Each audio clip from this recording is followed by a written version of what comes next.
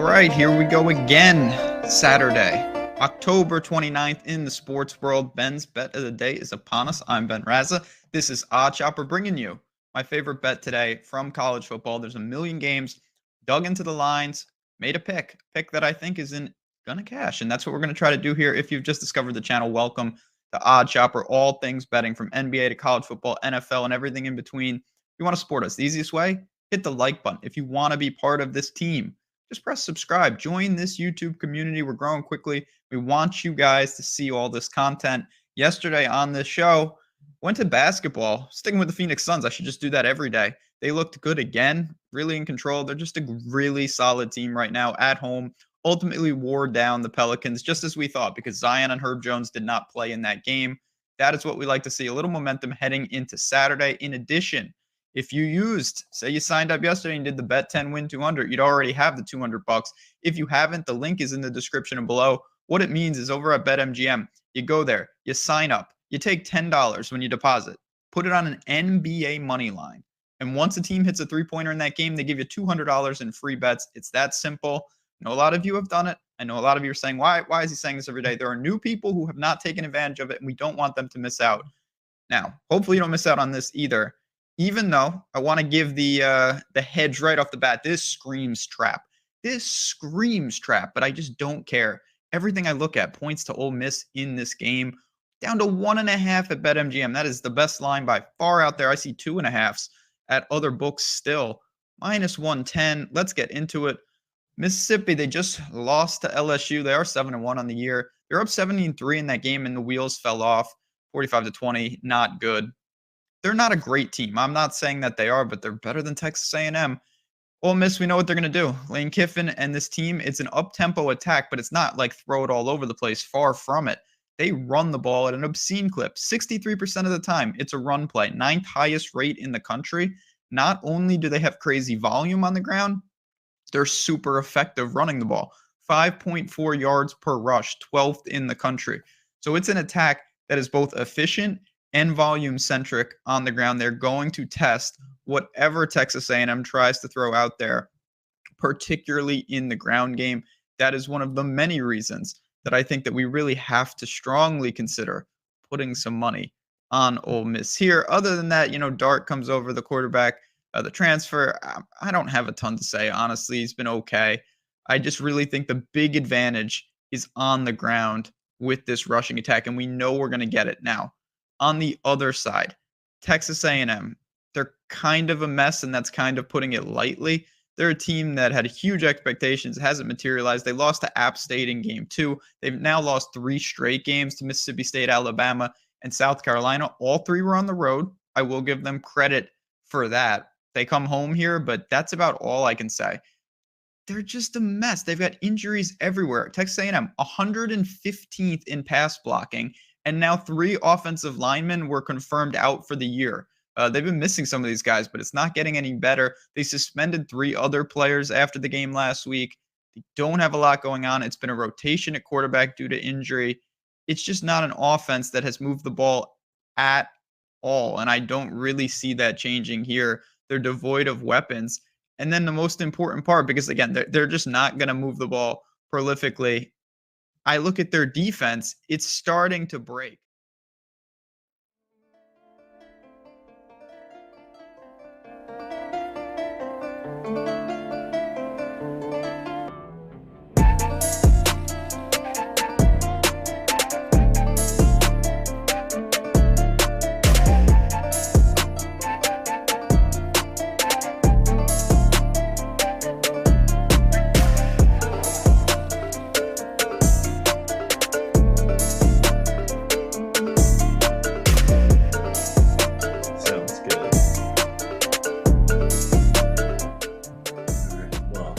Everybody be in for a treat with Gundacker's brother joining us tonight. This will be good.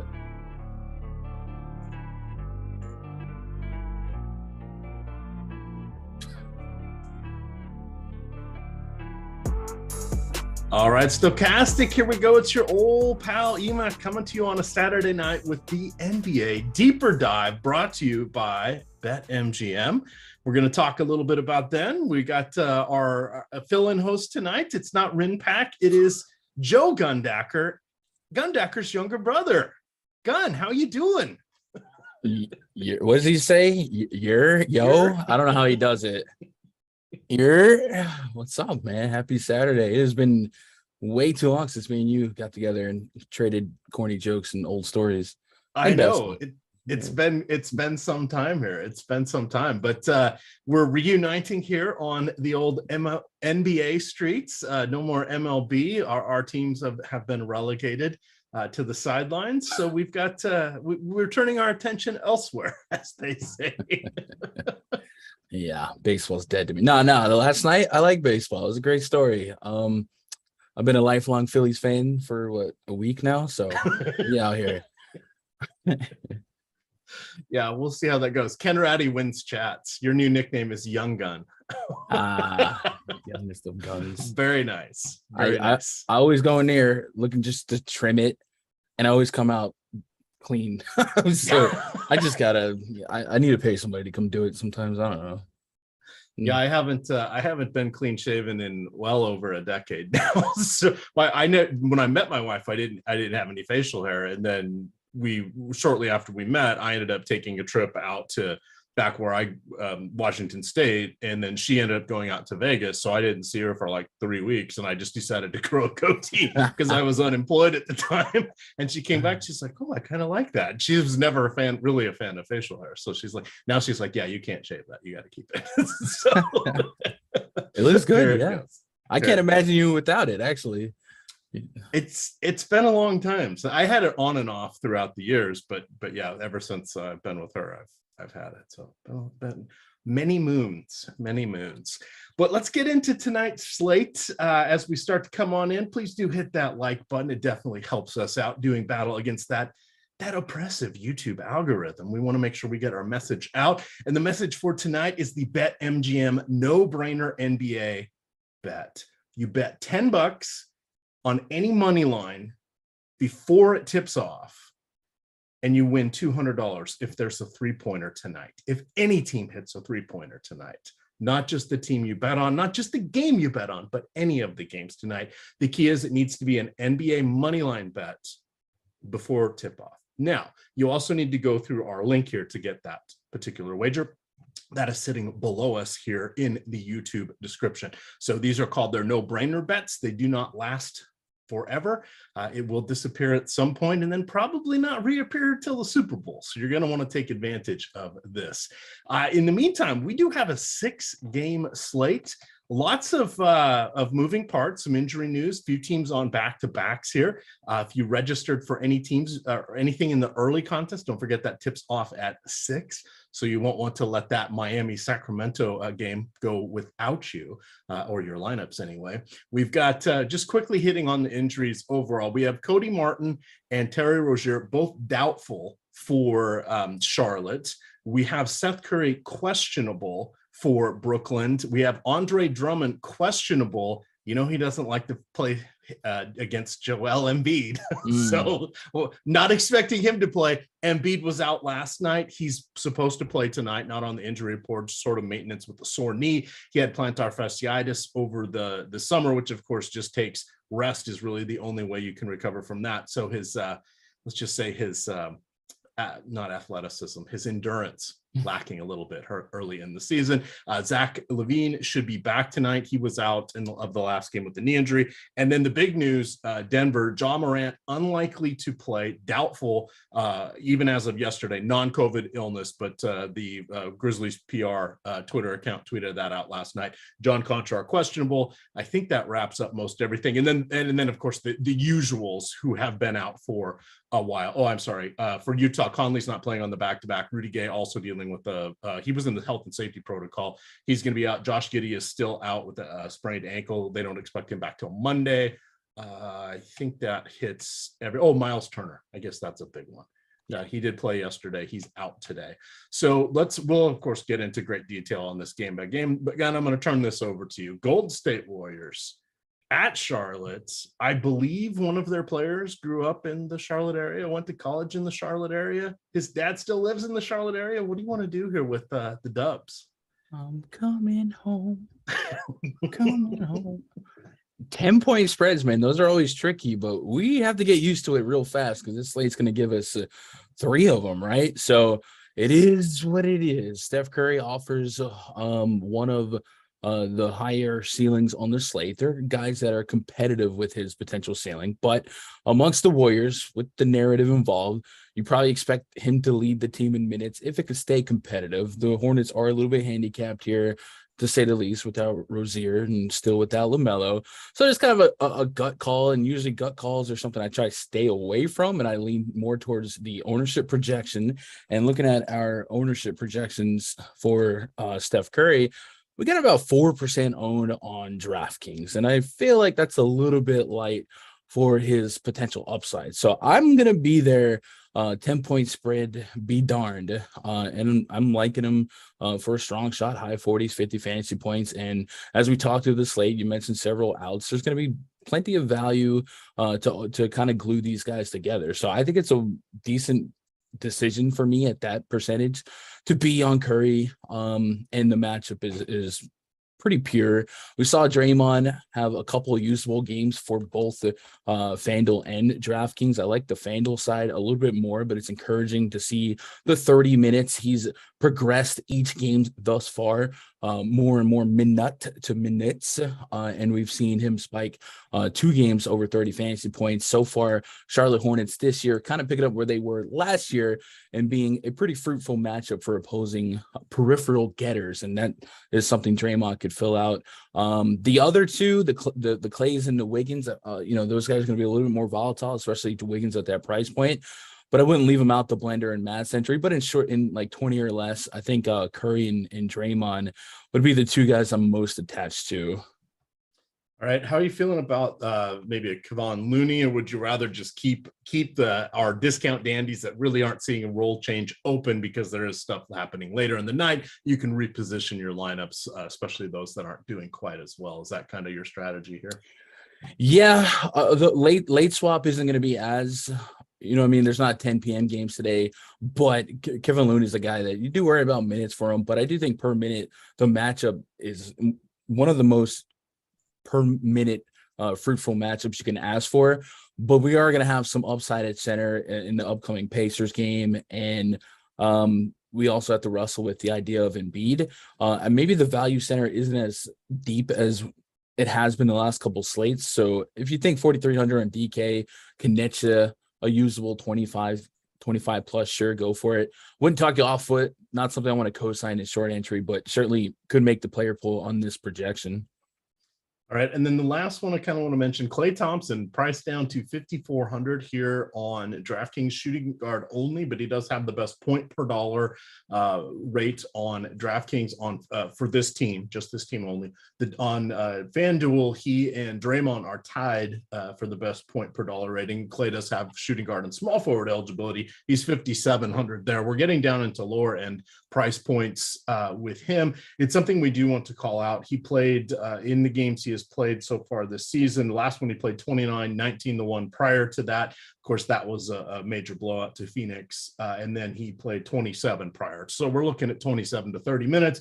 That sounds about right. They're not going to push him much more than that. He can get off, 15 to 20 shots in the right environment. If he's splashing them, as the moniker goes with him, he can be solid, but not really much for the assists and rebounds like he was when he was a little more mobile. Obviously, the 2 catastrophic leg injuries have kind of sapped him of some of that. Still phenomenal around the perimeter, though. Any thoughts on him? Yeah, I think if you look at that Phoenix game, it's the only game where he hasn't progressively climbed in minutes like Draymond. We can attribute that to the blowout, lopsided scoreboard, and the ejection. But 29 minutes against, I guess I buried the lead on that one. But 29 minutes. These things happen after I go to bed. So if I don't see it, I read it and then I don't remember it. It's off and running. No, it's fine. 29 minutes against Miami. So that's a good sign that, like Draymond, he could probably touch 30. The only cause for concern I might have here is they do play tomorrow against Detroit. Maybe Kerr thinks about taking a light if he has that chance in a 10-point spread. I would imagine tomorrow they're going to be dealing with another 10-point spread. But that's just kind of guessing at this point. I think we've all seen Klay Thompson at this price point hit in a quarter, right? And so 19 shot attempts against Miami. If the game's going to stay competitive within 20 down the line, 5,400 is not 7K Klay, and 15 real points is likely a baseline. And this pace and this sloppy of a offense in Hornets, you might pick up some of those defensive peripherals as well. So I think they're all in play here. I just don't want I don't find myself too in love with the potential, blowout here, but I could justify all of them. Wiggins would probably be my least favorite gut decision there. But if I had to rank it, it would probably be Steph, Draymond, and Klay. And then, the Hornets offer some interesting clicks as well. All right, well, we'll move on over that. Freshka Nation dropping $5 in the super chat says, work until 7 p.m. Any plays from that game, or can I just leave it out of my player pool? Of course, that's the game we're talking about now. Seems like there's some other late swap options or other options later. I would have zero issue leaving players out of this game. They're kind of going to be lineup fillers. The main one that you'd be worried about is, does Steph Curry, just go crazy and hit 8 3-pointers and put up 55 fantasy points? That's really all we're looking at there from Golden State. We know that Steve Kerr's rotation tends to be all over the place. So even if we get a blowout run, who knows who's actually going to get mop-up duty minutes? We could see extra run for Kuminga. It could be who's the other guy? Moses Moody. It could go to anybody, and that's a bit of a challenge. On the other side here, obviously no LaMelo Ball. We have Terry Rozier out, Cody Martin out. But even then, we're just looking at Dennis Smith Jr., who has seen his price tick up because he's had, he's the perfect empty fantasy stats guy, gets minutes on a bad team or a bad team that's running thin on their rotation. Gordon Hayward, loosely capped, because if he plays more than 30 to 31 minutes, he does break. It's scary. You can watch it happen. And then we're looking at Kelly Oubre, one of my favorite players, but he's an idiot, so that's why I love him so much. But can he be trusted? No, because he may forget to defend on one of the trips down the court because he's looking at a pretty girl in the stands. So nobody here that we're really looking at. These guys are all mix and match plays, but if you had to cut this off and build out the rest of your lineups, you focusing on the 10 teams remaining in the player pool, perfectly fine strategy tonight.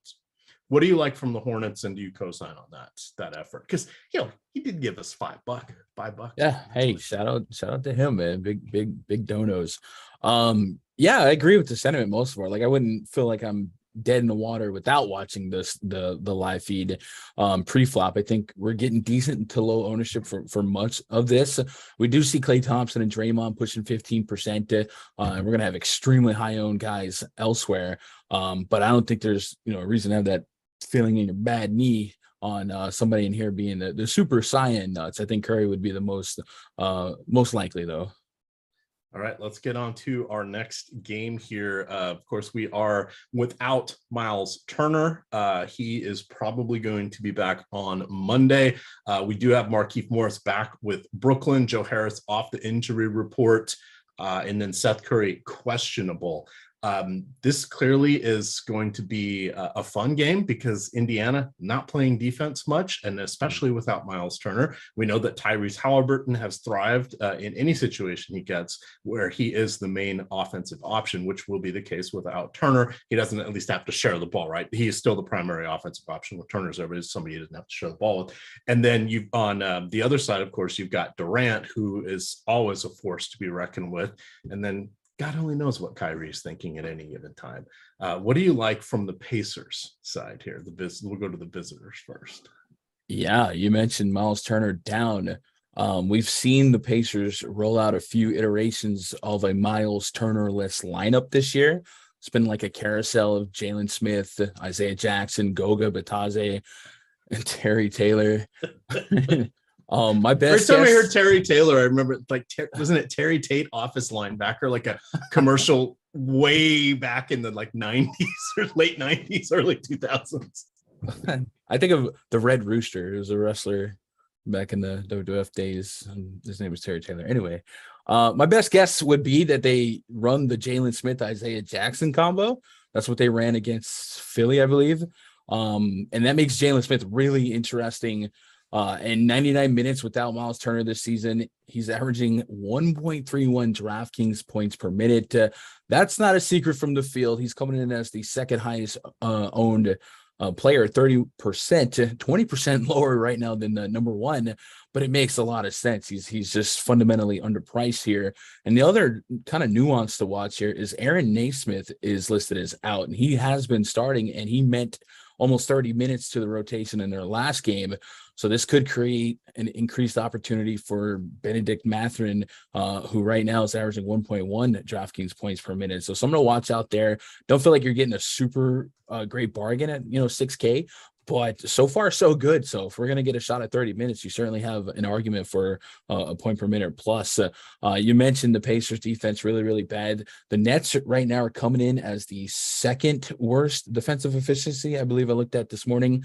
A little bit of understanding to them. They've gone against some superstar scorers, so maybe that regresses a little bit, but so far not great. So it helps us feel a little bit stronger and confident in a guy like Jalen Smith. And then Tyrese Halliburton, I don't know what the man got to do to get a price increase, but I don't even know if I'm if I'm upset at this point. I'm just playing him 8,400 on FanDuel, 8,300 on DraftKings. He leads the league in potential assists per game, almost 20. He's converting over half of them right now. I love the Halliburton handcuff to Jalen Smith. Makes a lot of sense, correlates well. And if the Pacers can keep this one close, it's 11-point spread. There's a lot of implied possessions between both teams. The Nets are running, I believe, the second fastest pace right now, or top 5 in pace right now. So a lot of implied possessions, and that 240 total also gives us, with that 11-point spread, a positive game script for a guy like Halliburton who's going to be looking to create some shots here. So a lot to like here. Probably one of my favorite spots to be, especially on the Pacer side, but we will have to wrestle with juggling ownership. Halliburton is not as high as Jalen Smith. We have him at 15%. So we get into the 15% pretty quick after about 15, 20 guys. And I'll take 15% own Tyrese Halliburton on the slate this small with this many implied possessions all day long, all day strong. So those two stand out for me. The front court lottery of Isaiah Jackson, Goga, Terry Taylor. That was frustrating last year. It's been frustrating this year. There's been foul trouble. There's just been weird rotations. I think I spin the wheel, make a deal in mass entry, maybe set some rules, prevent some overlap between a couple of those guys. But I think it's I'm pretty confident saying Jalen Smith's the front guy that I want out of their front court. So here's the interesting thing. These teams on the season, everybody's played 4 or 5 games. They're number 1 and number 2, or worst and second worst in defensive efficiency. Brooklyn also playing at a top 5 pace. Indiana at top 10, not that far behind them. So this could be a little bit of a track meet here. And in those kind of cases, I definitely think Tyrese Halliburton's someone to look at. I like your call out of him at just 15%, particularly on DK, 8,400. I think that's kind of that next level down. Not quite the stars, not quite the big names, but his point per dollar in potential upside is something that can really stand out here. Looking at the Brooklyn side of things, hold on, before we do that, do you have any lean on who might start? I actually wouldn't mind going Goga if he's off the bench. So the last time they ran out a lineup without Miles Turner was, I believe, against Philly, and that was an Isaiah Jackson, Jalen Smith front court. But I believe, because one of those games Goga had like 40 fantasy points. Mm-hmm. I'm like, let's not sleep on him, right? No, yeah, that's what I'm saying. That front court is so volatile. Yeah. And then even this season alone, we saw, I think James Smith had an injury scare in one game that just kind of played like 8 or 9 minutes. Really, I think that was the Isaiah Jackson game. So fun times. All right. I went and looked. The Terry Tate offense linebacker commercial, 2002, I think is when that was. I see a few people shouting it out. Mike Gray says, "Old Men Unite." Rosso Music says that was the best commercial ever. Malakar shouting out his fellow olds. This is good. This is good. All righty, let's move on to Brooklyn here. Kevin Durant, always a solid option, still getting it done. One of the best scorers we've ever seen in the league. Continues to be incredibly efficient. The shooting just seems to get better and better. This is a perfect matchup for him. No reason to shy away from that. You have Kyrie Irving. The overtime game put up 71 fantasy points, so he is still when engaged can really lay down some numbers here. He has played, counting 2 overtime games, he's averaged 40 minutes over the last 4 games, so take that with a little grain of salt, but his fantasy points per minute is something to look at. Nicholas Claxton should just thrive in this matchup. And then you've got Ben Simmons, the Mr. Enigmatic himself. Who knows what we're going to get, but he is now 6,100 on DraftKings with the unique point guard, power forward, multi-position eligibility. And then he has point guard, small forward on DraftKings at 6,400. What would you like to do with the Nets here? Kevin Durant leads the team on DraftKings in ownership, 23% ownership. Everyone else is really, really affordable or economical, I guess, in ownership. 13% on Nick Claxton, Ben Simmons at 13%. Why can't we quit you? And then Kyrie's at 13.4%. So Kyrie's at a dangerous low area, and we've seen him go nuclear. I would assume with this spread, I more than likely will maybe prevent the coincidation. Is that a word? I feel like that's a word. Overlap between Kyrie and KD. So I'll set a rule in my cruncher to just grab one or the other and not expect them both to combine for 120. But I think it's worth having both, especially at these two ownerships, more so on the Kyrie side. Mentioned the pace being what it is and the defenses being what it is. If you're going to apply this team for 120 points, Kyrie and KD are the guys. So I want heapings of both. I will definitely be above the field on the Kyrie. Looking at our boom bust tool that I had open, Kevin Durant has a 33.8% boom percentage. So that's above his ownership right now. So that makes me feel good to play him. And Kyrie has a 27% boom percentage, which is over double his projected ownership right now. So all things considered, total and pace and lack of defense in mind, it's a really good spot to load up on these studs. All right, let's continue on here. I do want to remind everybody, if you are a new user to Stokastic, you can get the NBA Stokastic Platinum for free. This is for 3 days, new users only. Coming in on the link below us here, you get full access to the NBA product. You get the DFS projections, both player projections and player ownership, the 1v1 tools, the lineup generator, which is a lot of fun and it's very cool. I was talking with one of our main product people on Friday, and he was telling me that there are some new bells and whistles that will be rolled out throughout the NBA season and heading into the Super Bowl for that product. He said, yeah, he goes, yeah, this is just kind of baby steps. We got way bigger things in store for this. This is very exciting stuff. You guys are going to want to check that out. But this is an easy way to get in here. You can get 3 days free if you have not subscribed to Stokastic previously. Use the link below us. Little description on the rules down there as well.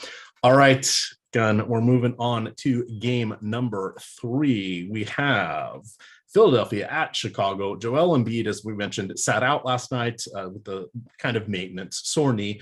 He's good to go tonight. We suspect Andre Drummond won't play. He generally seems to avoid Joel Embiid, except, of course, when they were teammates for a little while there in Philly. You've got Zach LaVine coming back. He's been dealing with a sore knee. Looks like we have a full cast of characters. You have Tyrese Maxey, crushed it last night. Personal high. I want to say it was 37 or 44 points. I can't remember because I was so angry. 2 things happened. I had 2 5-leg player parlays, prop parlays, got 4 in each of them, but the 2 I missed on, Fred Van, not so elite, 0 3-pointers. I would have been a 5 into 100. And then on another side, I had Devin Booker. I just needed 2.5 3-pointers, 0 3-pointers from him. That would have been 10 into 150. What? What's going on here? So not happy about this. What do you got for us here? We're in the Windy City. You've got Philly favored by a bucket. Start us off with the Sixers. Yeah, so Philly, the data we're getting on Philly is they are the slowest team of all time. They are running a snail's pace right now. Harden's never been fast. We have to admit that. I mean, yeah, and then doubling down with Embiid here, and going against the Bulls, not necessarily track stars.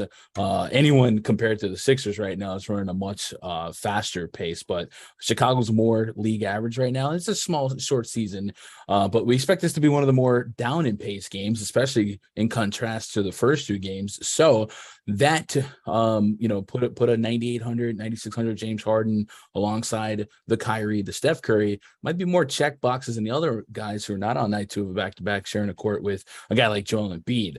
Tyrese Maxey is probably going to be a pivotal decision on this slate, especially for the DraftKings player base. He's 7,200 on FanDuel, but on DraftKings 5,700 right now. You remember TBS Superstation movies for guys who like movies? Absolutely. Minutes for guys who like minutes. Tyrese Maxey second in minutes per game so far. He's hit 40 or more minutes in 3 of their last 4 games. Minutes equal money. And at 40 minutes, you don't even have to be a point per minute type of guy. But as you mentioned, it could be a heat check opportunity here. So under 6K with the potential minutes in his foreseeable future could mean that I gotta play him. And I have been a guy that hasn't been that aggressive or that excited to play Maxey in the last 2 years. He's coming in at 23% owned. It's less than 1 in 4 lineups expected to have him. But it's hard to look away from that, especially on a shorter slate. So Tyrese Maxey going to make the player pool. Embiid, Harden, both guys that are very much clickable. Maybe we like the thought of a fresher Embiid versus the rest of the team not so fresh. But I think it's status quo par for the Sixers course here. Slow game, usage hogs. I think Maxey's going to be the guy I'm most intrigued with. You made me think of Joe Bob Briggs Drive-In Theater from TNT way back in the day, or Joe Billy Bob. I forget what it was, but he would come in and introduce all the schlocky shows and come in and out of the break. And I vaguely remember Elvira, Queen of the Dark.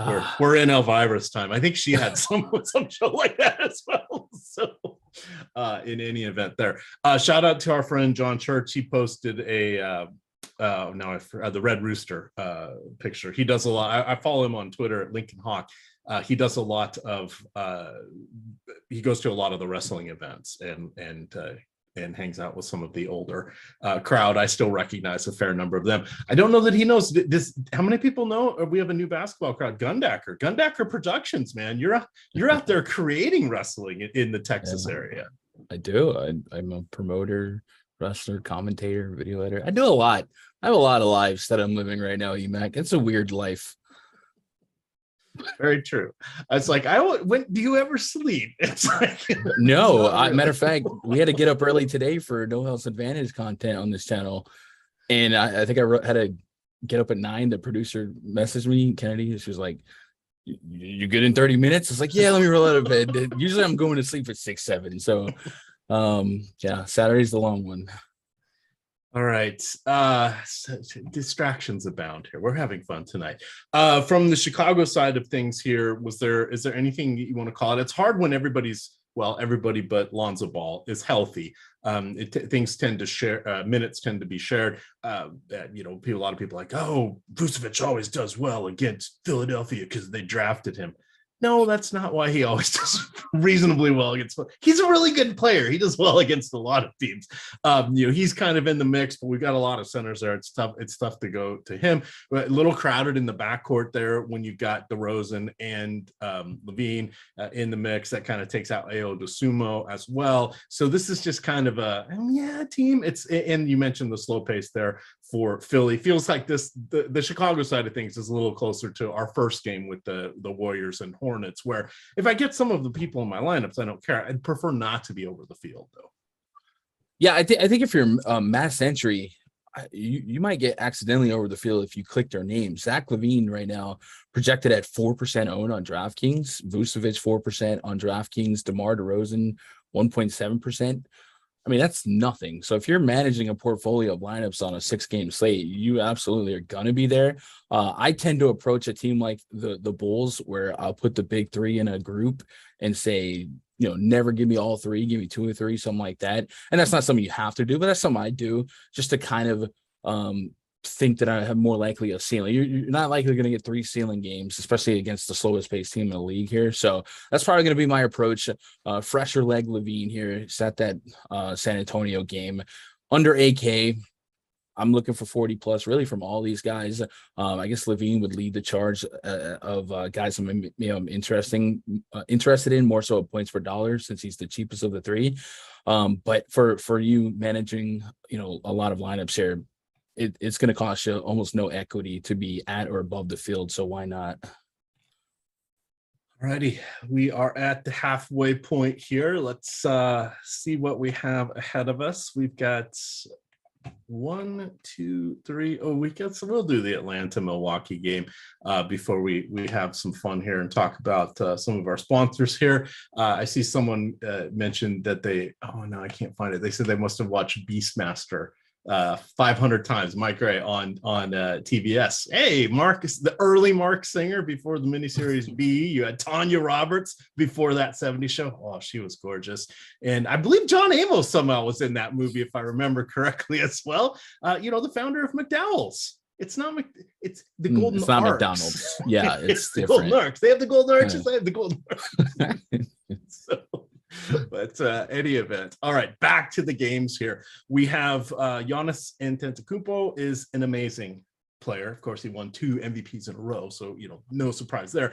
But he is playing 35.3 minutes per game. That is the most we have seen from him since the 2017-2018 season. He's also averaging a career best 1.83 fantasy points per minute. Until Chris Middleton is back, Antetokounmpo should continue to see heavy minutes because they need to bank some wins. He will get some nights off against the dregs of the Eastern Conference. So just be ready for that. He'll be turning things over to Bobby Portis, Drew Holiday, and the other understudies. But in the meantime, he's someone we want to look at. Yeah, he and Luka Doncic are the 2 most expensive players across the sites. We're going to have enough value to get there. But this is rarefied air for Antetokounmpo in that he should see 35 to 37 minutes with regularity, because Milwaukee not quite ready to put teams away yet. Back to back for both squads here, but they're only favored by 5 at home. So he's the standout play here. What do you like coming in for the Hawks? On the Hawks side, I mean, a 5-point spread against the Bucks. This team has been vibing, gelling. I was wondering, how Trae and DeJounte will look next to each other. They've been looking great, especially Trae Young, off to a really, really hot start. So if we're expecting the Hawks to come out here and contend with the Bucks, Trae Young likely going to have to be a big catalyst in that, and probably a good chance you're going to need 30 plus real points from him. And that's something he's offered, essentially the last 3 games, averaging 30 points per game. Back-to-back games against the Detroit Pistons, Charlotte Hornets. They've had a really beatable, usable schedule. So maybe the volatility side of Trae Young that we've known the last 2 years might rear its ugly head. But as far as responsibility and trust in the Vegas line here, if they're going to hang in there within 6 points, what the spread is right now, it's Trae Young, and Trae Young's probably going to have to likely touch, around 50 fantasy points. So put him right next to the Kyries, the Steph Currys, and the Hardens on the slate of high end guards that can pop off. I like him probably I would say the most out of those 3, just because the game script is a little bit more favorable for him to have to go out there and, play a rough neck 4 quarters. But he's also coming in at 17% own. So that's a little bit higher than some of those other ones, but still not too egregious where I can't be there. DeJounte Murray coming in at 8.5% own on DraftKings right now. Also pretty playable. 9,400. Again, I need the 50 plus.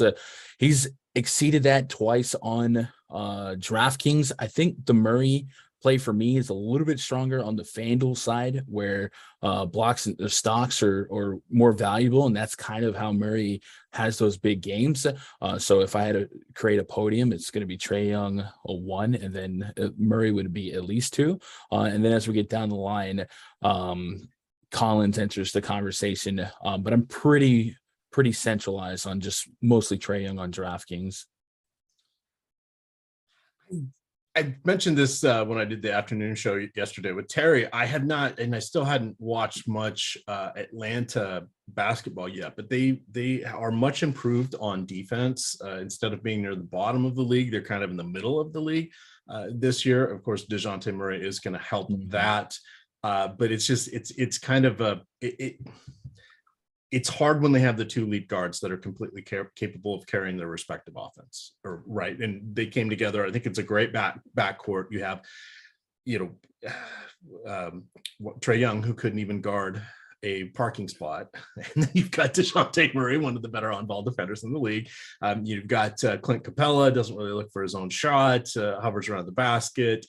We like to look at his unders, especially when you can get points, rebounds, and assists combined unders, because he didn't really get that many assists. So, and he doesn't look for a shot. So you have it's rough for him to get 20 in those categories. Why? Because a lot of his upsides blocks and deflections of steals. That's what helps him get the really big fantasy games, plus the double point bonus there on DraftKings. And then you got John Collins, who's like, yeah, he's a play. So it's hard to really like these guys. I do like the matchup. Milwaukee is they do allow other teams to score. They themselves, aside from, Giannis is obviously a good defender, but he's just roaming. And then you've got Drew Holiday, who's pretty solid, but he can't guard both of the opposing guards at the same time in this matchup. So I think we might see some decent points here. So I'm trying to figure out where I want to go with Atlanta. I can't point to any one of them. I don't think I'd want more than two, and I don't make rules like this very often. I don't think I want more than two Atlanta players on any lineup tonight. Is where I'm going with this. And that's just something I normally don't do, because projection should take care of that. But I just have a hard time seeing it. I won a lot of Giannis tonight. I'm really happy to get Bobby Portis. I'm good with with Brook Lopez. On the other side here, Grayson Allen is seeing heavy minutes this season. Obviously, they're missing a couple of their key rotation players from last year with Middleton out. And I'm blanking on the other guy who's not with the team anymore. The guy who steps on every. No, that's Grayson Allen. Who's the guy? Pat Connaughton hasn't been doing much. I was going to say the guy who steps on everybody's balls. No, wait, that is Grayson Allen. Never mind. He's still here. Those guys were interchangeable in the playoffs last year, right? Whoever was least popular, that's the one you wanted to play. But in the meantime here, take us through the Bucks. A lot of good options. I like those four options. Atlanta, I'm okay with, but I would be happy with like 2 Hawks and 3 Bucks in a lineup, but I just don't want more than 2 Hawks. Yeah, I can agree with that. I think the Hawks are going to have to, most teams are going to have to score from deep 2 and 3s. The Bucks last year, one of the tougher teams on points in the paint allowed, and so far it's turning that way again this season. A lot of it's the lanky defenders that they can offer up, and then also the scoreboard where you got to funnel some offense through the long ball. So I would agree with that. I don't really trust. We know Clint Capella is probably not going to be on the court in the fourth quarter more than likely. So you'll see some small ball lineups out there and try to space out and shoot some more long balls. So I would agree with the 2 max. I could do that. On the Bucks side, Giannis Antetokounmpo, him and Luka Doncic are 61.79 DKP projection in our Stokastic projections, and Luka's at 60.5. The next highest up is Joel Embiid, 52, and then 50. So they get a plus minus of 10 real fast, and raw points make a difference. Raw points matter. So if we agree that there's a strong chance that Giannis leads the slate in raw points and could lead it by 10 plus points, there's a really good chance that dog's going to hunt and that lineup's going to be all the way up top. So I would not want to go into battle tonight without Giannis Antetokounmpo. We're giving him a 45% boom percentage in the boom bust tool. And then looking at that number versus the ownership right now for Giannis, he's coming in at 22% owned. So a lot of competitive 24 to 20% guys, and Giannis is probably at that number versus that boom percentage number. I'd probably want to be closer to the 40, get a little bit of leverage on the field there, and just not a bad matchup. So far this season, you mentioned him actually being able to be on the court is a plus deep in the games. And what we've seen in this young season without Chris Middleton is Giannis is averaging 1.8 fantasy point per minute plus on both sides. So just an incredible floor to stealing ratio on a small slate. So give it to me, plenty of value to make it happen, especially at that ownership. Absolutely. All right, 2 games to go. After the next one, we'll talk a little Stokastic Hall of Fame here, because we want to shout out to people that have gotten some fun victories there. I see Andy C is not liking the size of the bets I put out there. They're parlays. You don't want to put a ton on the parlays, because if one leg fails, they all come collapsing down. So I like to do about $200 a day in sports wagering, be it on No House Advantage or Prize Picks or DK or our sponsor BetMGM, where if you go in through the link below us and you come in on that link, if you're a new user, deposit $10, put that $10 on any NBA money line before the game. If any team in the league tonight scores a 3-pointer, you will get $200. Plus, you might win your bet. Those are a lot of fun to play. You want to usually sign up for a couple different sports books, because it enables you to find the better odds. We of course have our sister site Odds Shopper that allows you to compare odds across different sports books. Plus, they all have different rewards plans or boosters that show up for each day, or little tickets that you can get that'll help you out, or what are the wisdom of the crowd parlays and silly things like that give you a little bit better odds. Now are they going to be dramatically in your favor? No, not really, but it makes it about as close to neutral as you're ever going to get. And that's the key thing. You want to look for every one of these little edges here, which is something I've been talking a lot about in the Stokastic DFS 101 channel. I've been helping explain to some of our members how I get the Onyx tier on DK. That's right, the tippy top of everything. And you'll see me in those quarter games on DK until I hit my million. I just crossed over 900,000 in lifetime entry fees on DK. So I'm being very thrifty with this last group. I would like to stretch it out for 2 seasons. We'll see if I can make it. But hey, it's the fun for me. It's the game within the game. I've got a day job that I do. I got all the content that I do. So if I'm risking $400 or $500 a day, I know it's not Adam Scherer money. That falls out of his pocket when he stands up after the show, right? So, but that's a lot of money. I'm trying to explain to my wife, whenever she looks, he's like, how much did you spend last year? I'm like, no, I didn't spend it. I just keep churning these same couple $1,000s because you don't see any deposits coming in on the credit cards, right? She's like, no. And you get money into the accounts every now and then. She's like, yeah. Okay. I said, until you start seeing some come in on the credit cards, we're good with whatever it is I'm doing over here. So always key, the mushroom effect. Keep them in the dark, feed them shit. Got to do the mushroom effect. All righty. Shout out to Goody with the $9.99 super chat. Says a 4.4% usage increase for Bane over the last 2 games with Brooks on the floor. With Morant out, that usage goes up. Thoughts? Most likely. I think we're gonna everybody. So when why am I'm blanking on it? Tyus Jones. So when Ja is out, and we'll cover this game in depth because it's the game we're on now. Goody's really smart about timing these super chats here. When Ja is out, that's like everybody gets a boost because he contributes in rebounds, he contributes in assists, he's scoring, he's got so much usage that we'll see an uptick for Brooks. Clark and Steven Adams get a little bit of an uptick. Bane gets the most of it because he's going to kind of be the main scorer. Tyus Jones gets it because he is going to be obviously the main facilitator, but this is kind of like his absence is sort of the gift that keeps on giving across this team. And I'm missing one of their players, Santi Aldama and Brandon Clark.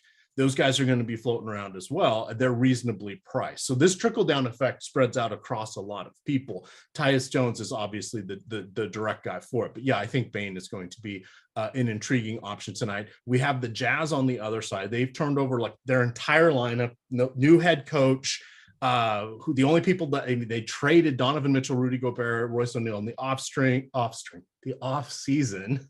During last season, they traded Joe Ingles. Of course, he was hurt. So they're down to Mike Conley, Jordan Clarkson, and Rudy Gay are the main people that remain. 2 of those 3 are out tonight. You've got Conley not playing with load management. You got Rudy Gay in the health and safety protocol. So we're seeing new opportunities for Kelly Olynyk, Jared Vanderbilt, Lauri Markkanen. Why are they getting all the run? Well, Colin Sexton's being brought on a little slowly because he's coming off a major knee injury. So this is the game that we really can sink our teeth into here. I'm just going to turn this over to you. You want to reference, tell Goody about Bain with and Brooks, etc. Just cut loose with this one, guy. Cut loose. Yeah. Yeah, man, 226.5 total is the last time I looked. 3.5 points spread in favor of Memphis. A little competitive game. I will say last year, one of the things that trended with enough sample size was the defensive efficiency for Memphis was locked down without Ja when they were replacing it with Tyus Jones. Now that also included Jaren Jackson Jr., one of the league leaders in blocks, and he's a tough defender, so maybe it won't completely suit up to being the best defense ever, but it is something to maybe look out for, the jawless defensive efforts here. But yeah, Tyus Jones, he's going to be the highest player owned on planet Earth tonight. And I got no pushback at that price point because he's so cheap. Last year, I took Melton and I took John Morant off the court. I didn't take off Triple J, but Tyus Jones without John Morant, about a fantasy point per minute with a 30% assist rate. So if you're looking for props, he mentioned the Bain prop. Maybe you look at an assist number for Tyus Jones as he does become a really good facilitator. But it's from the DFS side of things, it's hard to look past Tyus Jones. He has one of the highest boom percentages that I've seen of the season, really ever, at 65%. And then looking at the slate ownership, last time I looked, I think he was pushing like 60+% owned. So if that holds up, I might have to make a all or nothing decision in a couple of crunches here. Yeah, 50% is what I was looking at last time. I could certainly I don't see myself being lower than that number, and I could see myself. How high will you go? And I know Greg we'll talk about this on the next show. I'm thinking 90% feels about right tonight. Yeah, I will say that in 20 lineups, I probably lock button. I'll just take it. In 150, I never really feel like I should lock button one player in 150. Right. So 90% probably is the proper number for me. But in my 20 maxes or 25s, whatever I reserved, likely 100%. Just let it ride. Yeah. And then if something happens, it happens. Let's see. Anything else you want to mention from this? We'll hit a couple super chats here afterwards. You want to run us through the Jazz here? Kelly Olynyk, the amazing fantasy producer when he gets minutes on bad teams. You've got Lauri Markkanen, the finisher. He's going to be seeing close to 20 shots most nights. There's not a lot to hate about this team, the Jazz. Yeah. It's entirely new, but hey. Yeah, and to tie a bow on the Grizzlies, I'll be there with Bain exposure as well. 7,600. I mean, it's hard to get used to that price point, but we're seeing him be a focal point of that offense, even with John Morant. So I think that opportunity with the 8 pass for a guy like Tyus Jones on the court could continue. You might see another 20+ shot attempts. I think what you might have to look out for is him being red hot from downtown. 6 of 8 from 3 last game, 8 of 11 the game before. A 75% field goal rate from 3 is probably not sustainable. But the volume should be there tonight, so I wouldn't shy away from that. I'm definitely there on the Grizzlies. The Utah side, Mike Conley down creates an opportunity for a lot of guard minutes, especially for guys like Jordan Clarkson. This is where I'm watching the ownership and thinking about how good the Grizzlies were on defense last year when John Morant sat. But Clarkson is cheap enough on both sides that he's going to project well. Marketing, you mentioned as well, 7K-ish on both sides. I'm going to want to get to that 40 fantasy point number, Olynyk as well. I think Talen Horton-Tucker on DraftKings is a really interesting name here, since we also have some other outs due to illness and safety protocols. If we see elongated minutes, there's a word for Taylor Horton-Tucker. We've seen him play 21, 28 minutes in 2 of his last appearances. 33 fantasy points, 25 fantasy points. That's all within the realm of possibility here. And where do we have him at ownership? Talen Horton-Tucker. He's 5th, 1 in 4 lineups right now, looking like they're going to include THT. So one of the values that you're probably going to lean heavy on, but it's hard to push back on that price point. I know we're so conditioned to dislike chalk. I'm more inclined to take some of the cheaper chalk than the expensive chalk, because you don't have to do it quite as much. And this is probably one of those situations where I'll probably be at 50% on THT if the field's at 24.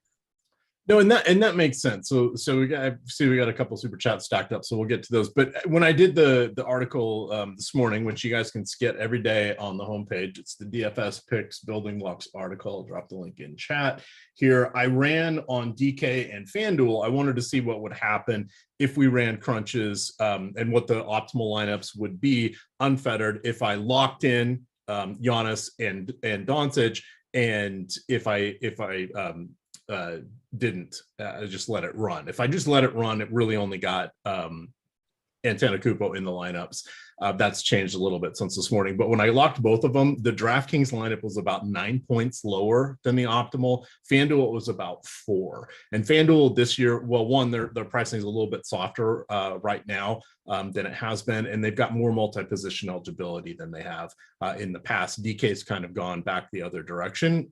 Both are fine. I like it when both sides are doing something different from each other, because it gives you the opportunity to play a different group of players on the different sites, capitalize on the risk exposure, et cetera, a variety of ways to find additional opportunities where you can gain a little bit of an edge, right? That's why we espouse playing a lot of game formats, a lot of slates if you can. I like playing the lower dollar stuff because I'm playing all the slates. I'm playing everything, all the sports, NHL, soccer, we've got NASCAR today, we've got MMA, we've got college football, showdowns, and four slates. I got NBA. So I'm just all over the place, right? But the more times you can have decision points, that's more, and if you're good at it, or at least above average, you're better off with your opponents making mistakes. Mm-hmm. And that's what we teach you how to do here at Stokastic is to take advantage of the boom bust tool. And, it's all math these days, but it's fun when you're winning, right? So when we say our process, there's certain ways you want to go. It's not just the same players on every side. You throw Yahoo in there and they have another unique pricing system, right? So it's kind of an interesting way to go. So first question we have here is Justo says, who would benefit, this is back to our first game, who would benefit more in a blowout, Green or Wiseman? I think my answer is going to be neither. I don't see Wiseman really play. He hasn't reached 20 minutes yet. He missed all of last season. I think they're going to keep him around the teens. And if they don't need, Draymond's not going to be out there in blowout run. As soon as they can get him to the bench, they will. So I don't think it really helps either one of them. I would say, Kuminga might have the best bet of their front court. If there's a blowout, if he gets 14 minutes in the fourth quarter, he can score 20 fantasy points in that time. That would be the one person I would look to in that specific game. Do you have any other thoughts on that? The only thing I can do is look at previous games this season when the scoreboard did call for a blowout squad. Wiseman, Kuminga, Moses Moody, Ryan Rollins came out for the final minute or two in that Lakers game. And then in that Suns game, Wiseman was part of the closing crew with the garbage squad as well. But it's not like a crazy amount of minutes. Draymond, I think we said they're on front end of a back-to-back against Detroit tomorrow. I want to say he went to MSU, so maybe if you can double narrative back-to-back. A little Sparty party.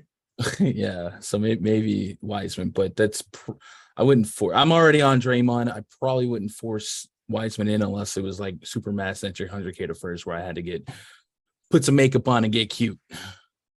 All righty, their executive decision, producer Mike. We're doing it all. We're gonna do a quick Stokastic Hall of Fame. We do have Greg coming on up. Who is he on with tonight? I think Matt. Oh, that's right, Matt LaMarca. Matt LaMarca is not going to be able to talk about LeBron James, but those guys are going an extra 30 minutes. Brought to you by BetMGM. So they won't mind if we go a minute or two later here, because this is the 2.5 hours of BetMGM block. But looking here at our Stokastic Hall of Fame here, reminder, you guys go to stokastic.com/avatar and you download the Stokastic avatar, upload that onto your favorite gaming platforms of choice, And if you finish in the top 3 of any contest with at least 5,000 people, top 3, got to be first, second, or third, no ties. You can tie for first. There's only 2 or 3 of you, but none of these massive ties like Showdown. We'll give you 30 free days of Stokastic premium content. That is all access. You can win one of those per year. So that's a pretty good deal. Let's see what we've got here. Oh, the Colts, 2 $100,000 victories. I think that was last night or two nights ago. He has 3 $100,000 victories and 2 $50,000 victories in the last 100 hours. That's pretty good. Thankfully, he's one of the guys doing the projections on our NBA, so we're in good hands here. Matt Gajewski's doing the college football projections. He will also be doing the college basketball projections. He got his second ticket into the college football world championship there over on DraftKings. So shout out to Mr. Matt Gajewski. And then we've got David C coming in here, says Reed Schmidt and EMac's NBA top plays articles blindly threw this in a free roll lineup.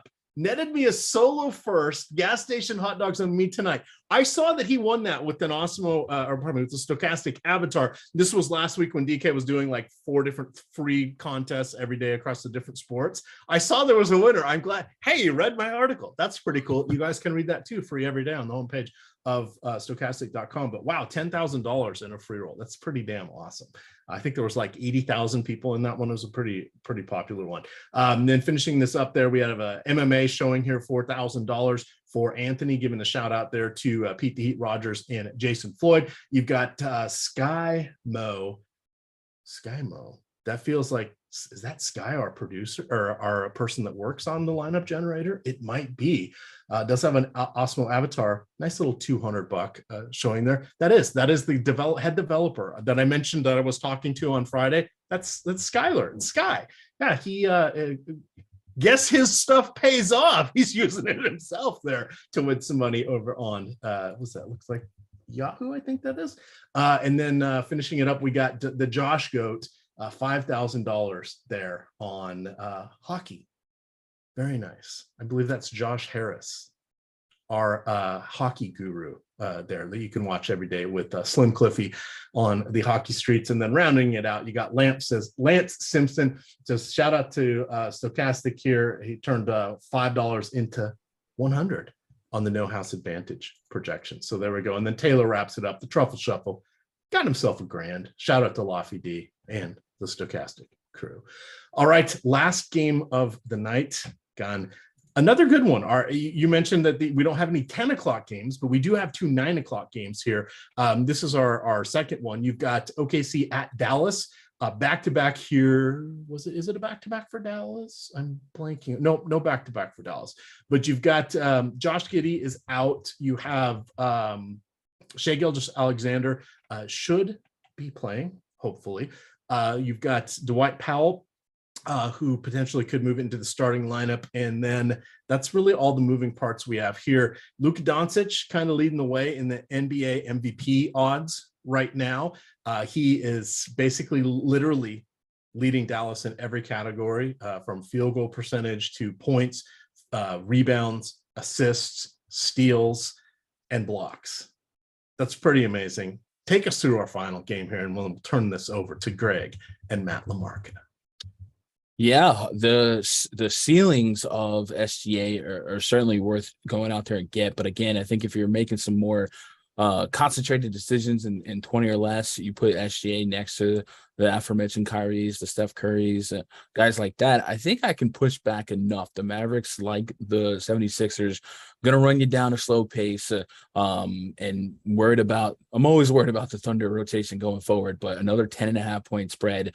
And this is, I believe, our lowest implied total of any game here. So 10K guy in that environment, I'm likely looking elsewhere in a lesser quantity of lineups. We open it up for everything on a 6-game slate in 150, but that's the guy that I'm I'd have to make the strongest stance on. Trey Mann is worth taking a look at, 55 on FanDuel, 56 on DK. Look for 30. A couple guys in that price range that maybe check a few more boxes. On the Maverick side, Luka is right up there in our Stokastic projections with Giannis in terms of median projection, and then everyone else is almost 10 points below him. But Luka does have a lesser boom percentage in our boom bust tool, and I agree with that. Giannis is in a higher total, lower spread type of game. Giannis has a 48% boom percentage in our tool, where Luka, you got to scroll down to find him. He's down there at 33%. So a 15% gap between that kind of pushes me more towards building lineups with Giannis and leaning on some of those AK guards, and of course almost free square with Tyus Jones. So I think that's how I'm gonna call it. I think I'm gonna be pretty light on this game. You mentioned JaVale McGee might be interchangeable with Dwight Powell. Doesn't mean minutes. JaVale McGee hasn't been playing 12, 15 minutes on a good day. That's kind of what we saw Dwight Powell in, with a few more minutes last season. I just think that would make it a little bit more interesting for Christian Wood, but it's so hard to get to 7.6, 7.5K with a high level of confidence here. So I'm probably going to be, this is probably my least exposed game on the slate when it's all said and done. How old do you think JaVale McGee is? Tragic Brunson. Man, he was Nuggets when older. I'm going to guess 34. Nice guess. He is 34. Let's go. Good JaVale. call. Hey, I'm 34. So I was going to say, are you older or younger than JaVale? Was the next young gun tonight without the beard. Definitely younger. I woke up 34. I'm going to sleep 19. Let's do it. All right, last super chat before we move on. Goody asks to follow up here. Are we capping players per lineup for Memphis and Utah? I'll answer this one. No, I don't think we'll get more. Here's a different way to say it. If I'm getting 3 from Memphis, I don't want a 4th from Memphis before I get at least 1 from Utah. Main reason is just kind of spread things out a little bit, but I don't think we're really going to get more than 5 or so players from this game, because you're going to be spending up on Giannis or Halliburton or Luka or somebody else. So you're going to be able to get your 2 primary spend up options taking up other slots, and then there'll probably be some other cheap person that slides in. So I don't think we want to force it, but I wouldn't want a whole bunch of 4 Memphis, 0 Utah players. I'd rather go 3-1 or 3-2 would be my ideal preference. Any thoughts on that, or shall we turn it over to Greg and Matt?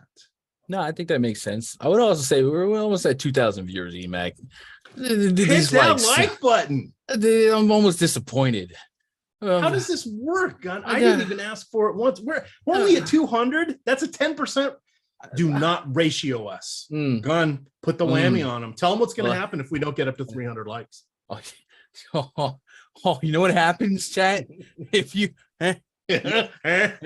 you circle of trust, chat. Hit that. Greg won't get on here till you guys at least 250. Simple as that, bro. All right. That works for me. With that, we're going to get on out of here. You can follow me on Twitter at EMac DFS. Gundacker is at Gundacker. And of course, it is Stokastic_COM. With that, gamers, good luck. Stay tuned. Greg and Matt coming up next.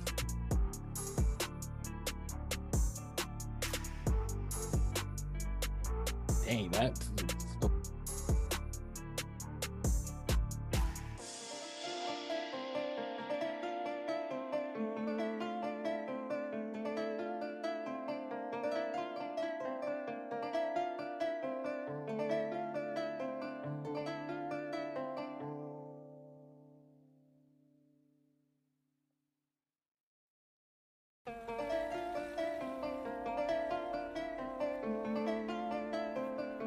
What's up, everyone? Welcome to the October 29th edition of DraftKings Tournament Plays, brought to you by BetMGM.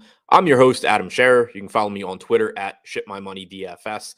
And we have a 6-game NBA slate tonight. We're going to take a look at 5 of the top tournament options on DraftKings. But first, we still have the no-brainer bet from BetMGM. All you have to do is click the link in the description below, bet $10 on any NBA moneyline bet, and if anyone in that game makes a three-pointer, you'll get $200 in free bets from BetMGM. This offer is not available for residents of New York, Pennsylvania, Ontario, or Mississippi, but if you're able to bet on BetMGM and you don't live in one of those 4 locations, take advantage of this. Click the link below, bet $10 on a pregame moneyline bet, and get your free $200 from BetMGM as soon as someone hits a three-pointer in that game. Now, taking a look at the top 5 tournament plays on DraftKings, number 5, Goga Bitadze, currently projected for 6% ownership with a 21% chance of being in the optimal lineup. Bitadze is $3,500 and center only. Miles Turner is out tonight for rest on the second half of a back-to-back for the Pacers. In the 4 games that Turner has been out this year, Bitadze has averaged 18.6 minutes per game and about 1 fantasy point per minute. He has been very volatile, however, he's played 10 and 18 minutes in 2 of those games, 25 in another one. So you've kind of seen that his playing time does depend on Isaiah Jackson in front of him. It also depends on what they do with Terry Taylor in the rotation. But Bitadze has been a 1.05 fantasy point per minute guy going back to the start of last season. So if he does find a way into more minutes, he's likely to look very good at this price tag. Number 4, Giannis Antetokounmpo, projected for 22% ownership with a 26% chance of being in the optimal lineup. Giannis is $11,800 with power forward and center eligibility. So far this year, he's averaged 1.82 DraftKings points per minute with a 35.9% usage rate, 33.8% assist percentage, and an 18.5% rebounding percentage. For as long as Chris Middleton is out for the Bucks, Giannis is going to look exceptional. Number 3, going back to the Pacers, Isaiah Jackson, $4,300 price tag, projected for 15% ownership with a 26% chance of being in the optimal lineup. He has power forward and center eligibility and has averaged 1 DraftKings point per minute in the games that Turner has been out this year. Going back to last year, he's about a 1.1 fantasy point per minute guy. There is foul risk with Jackson. He fouls a lot. There's also rotation risk just because the Pacers aren't playing for anything this year. They are tanking and they're going to have some weird rotations. But if Jackson can get into the mid-20s at this price tag, he's likely to be a very good play. Number 2, Desmond Bane, 29% projected ownership, 39% chance of being in the optimal lineup. He's $7,400 with shooting guard eligibility. Bane has been excellent for the Grizzlies this season, and John Morant is doubtful to play tonight. Jaren Jackson Jr. is still out for the Grizzlies as well. Since the start of last season, in the minutes that Bane has played without either of Morant or Jackson on the floor, he's averaged 1.18 DraftKings points per minute with a 27.6% usage rate and a 19.9% assist percentage. And sticking with the Grizzlies, number 1, Tyus Jones, projected for 51% ownership, but with a 62% chance of being in the optimal lineup. Jones is $4,700 and point guard only on DraftKings. He's averaged 0.99 DraftKings points per minute with a 22.2% usage rate and 27.9% assist percentage in the minutes that he has played without Morant or Jackson on the floor since the start of last season. And in 23 starts without Morant last year, Jones averaged 30.3 minutes per game. So to recap, the top 5 tournament options: number 5, Goga Bitadze; number 4, Giannis Antetokounmpo; number 3, Isaiah Jackson; number 2, Desmond Bane; and number 1, Tyus Jones.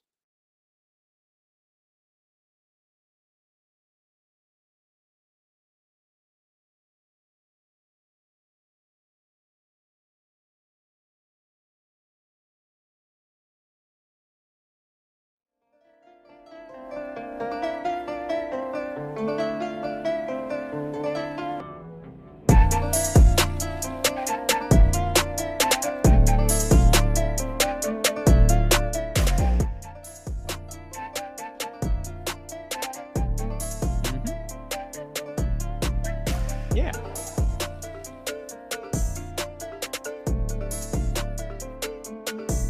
What is happening, everybody? It's time for another Stokastic NBA Live before lockdown. Now, I know we're starting a few minutes late, but our dear friend EMac, sometimes he goes on and on. He's older. He forgets what's happening, but he knows he has his ad reads to do, and there is nothing that will prevent him from doing it, even if his show is 10 minutes over time. So Matt and I, we're still here. We're going to be here it was going to be an hour and a half, an hour and 20 minutes. You guys are getting plenty of time with us. For the next 50 minutes, we're going to break down the slate. But then after that, for 30 minutes, we're going to sweat what's going on. Any kind of news that happens after lock, we're going to break that down. We're going to give out some of our favorite bets for the slate. So hang tight. We're going to be with you guys for quite a bit. As you come in, like the video, subscribe to the YouTube channel. Matt, how is your weekend going? Yeah, going pretty good so far. Excited for tomorrow's NFL slate, excited for tonight's NBA slate. I love these 6 gamers. I think 6 is like a perfect number for NBA DFS for me.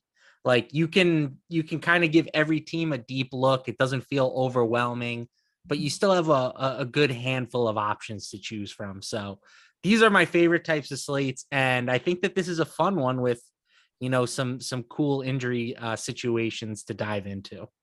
Yeah, and by the way, something else about this size slate, just because I've looked at some of my results. The slate size that I personally am most profitable on is 5 to 8 games.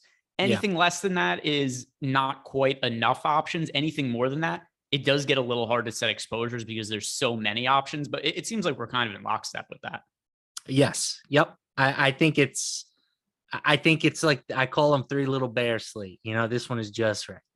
Yeah, no, I could totally get on board with that. And in that kind of same respect, we don't have really any injury news to hit on, at least in terms of players that are questionable. Last night was just totally batshit insane. Did you play last night's slate? Yeah, and I didn't have Tyrese Maxey. I just didn't get there with the Joel news. And so my night was over pretty quickly. But just kind of a wild night.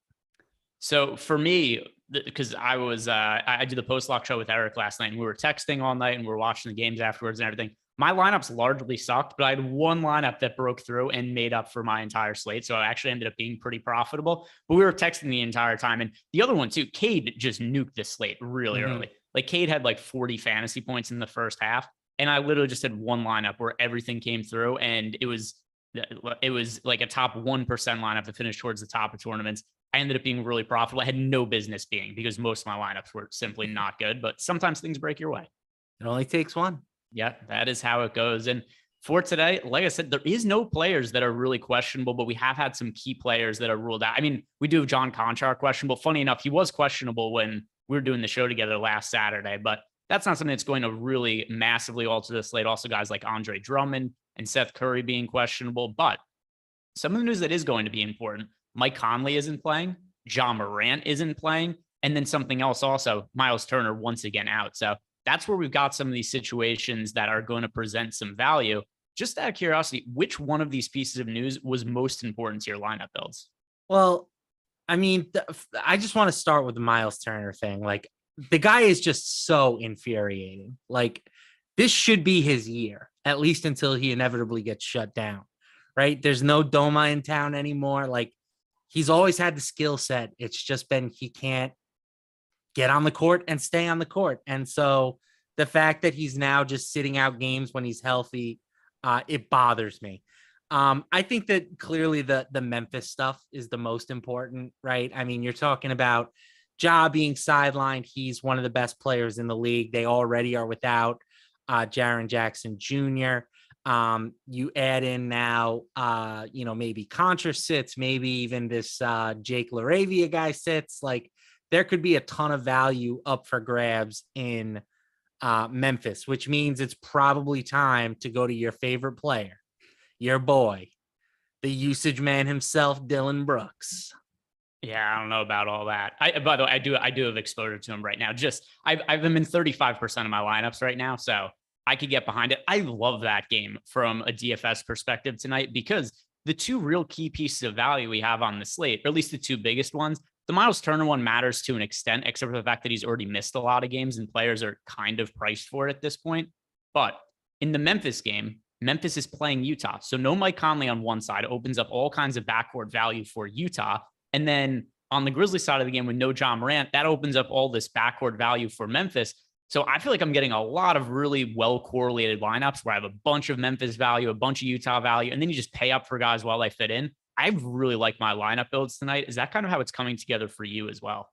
Yeah, if anything, like, I'm trying to limit some of my exposure in that game. Obviously, like, it's a great game. There's going to be plenty of fantasy value, but at the same time, it is going to be very popular. So, like, I think that trying to find some unique ways to attack it is interesting. The Mike Conley injury in particular, like, I think that Utah is going to be a team that there could be like 7 different ways that things play out tonight. Like, how hard do they want to push Colin Sexton off the bench? Maybe he doesn't see a huge bump in minutes. Maybe Larry Markkinen ends up taking on a larger role. Like, there are so many different ways that I could see the Utah situation going. So that's a team where I feel like you can definitely get a little bit creative. Memphis is more, we kind of know what's going on. We know who the plays are there. But Utah is the team that you can mix and match a little bit, I think. And by the way, here's something I'm unsure about. And we could just start by talking about some of the guards, because we just talked about all the value that's that opened up with Memphis holding out John Morant today. He's sick. Mike Conley resting with being a tail end of a back-to-back. But here's what I'm not sure about with Colin Sexton. Do you think he's been playing limited minutes because they've been slow bringing him back from injury? Or is it as simple as Mike Conley is considerably better than him and it just makes more sense for them to play Mike Conley more minutes? Because I think that's just a possibility. Yeah, I mean, I do think that they've been limiting him. They've talked about, wanting to bring him along slowly. Like, I think that when he's up to full strength, like he can certainly cut into some of Jordan Clarkson's playing time. Like, I think for sure it's been a situation where they've been taking it easy on him. So trying to figure out how many minutes he's going to play tonight, I think is a pretty daunting task, right? Like he's really hasn't cracked 20 this season. So do you want to push him to 25? Do you want to push him to 28? Do you want to go even higher than that? It's hard. I personally have him at about 26 minutes at the moment, which is still enough for him to pay off value at 4,600, but it's not enough where I want to be eating a ton of chalk with Colin Sexton.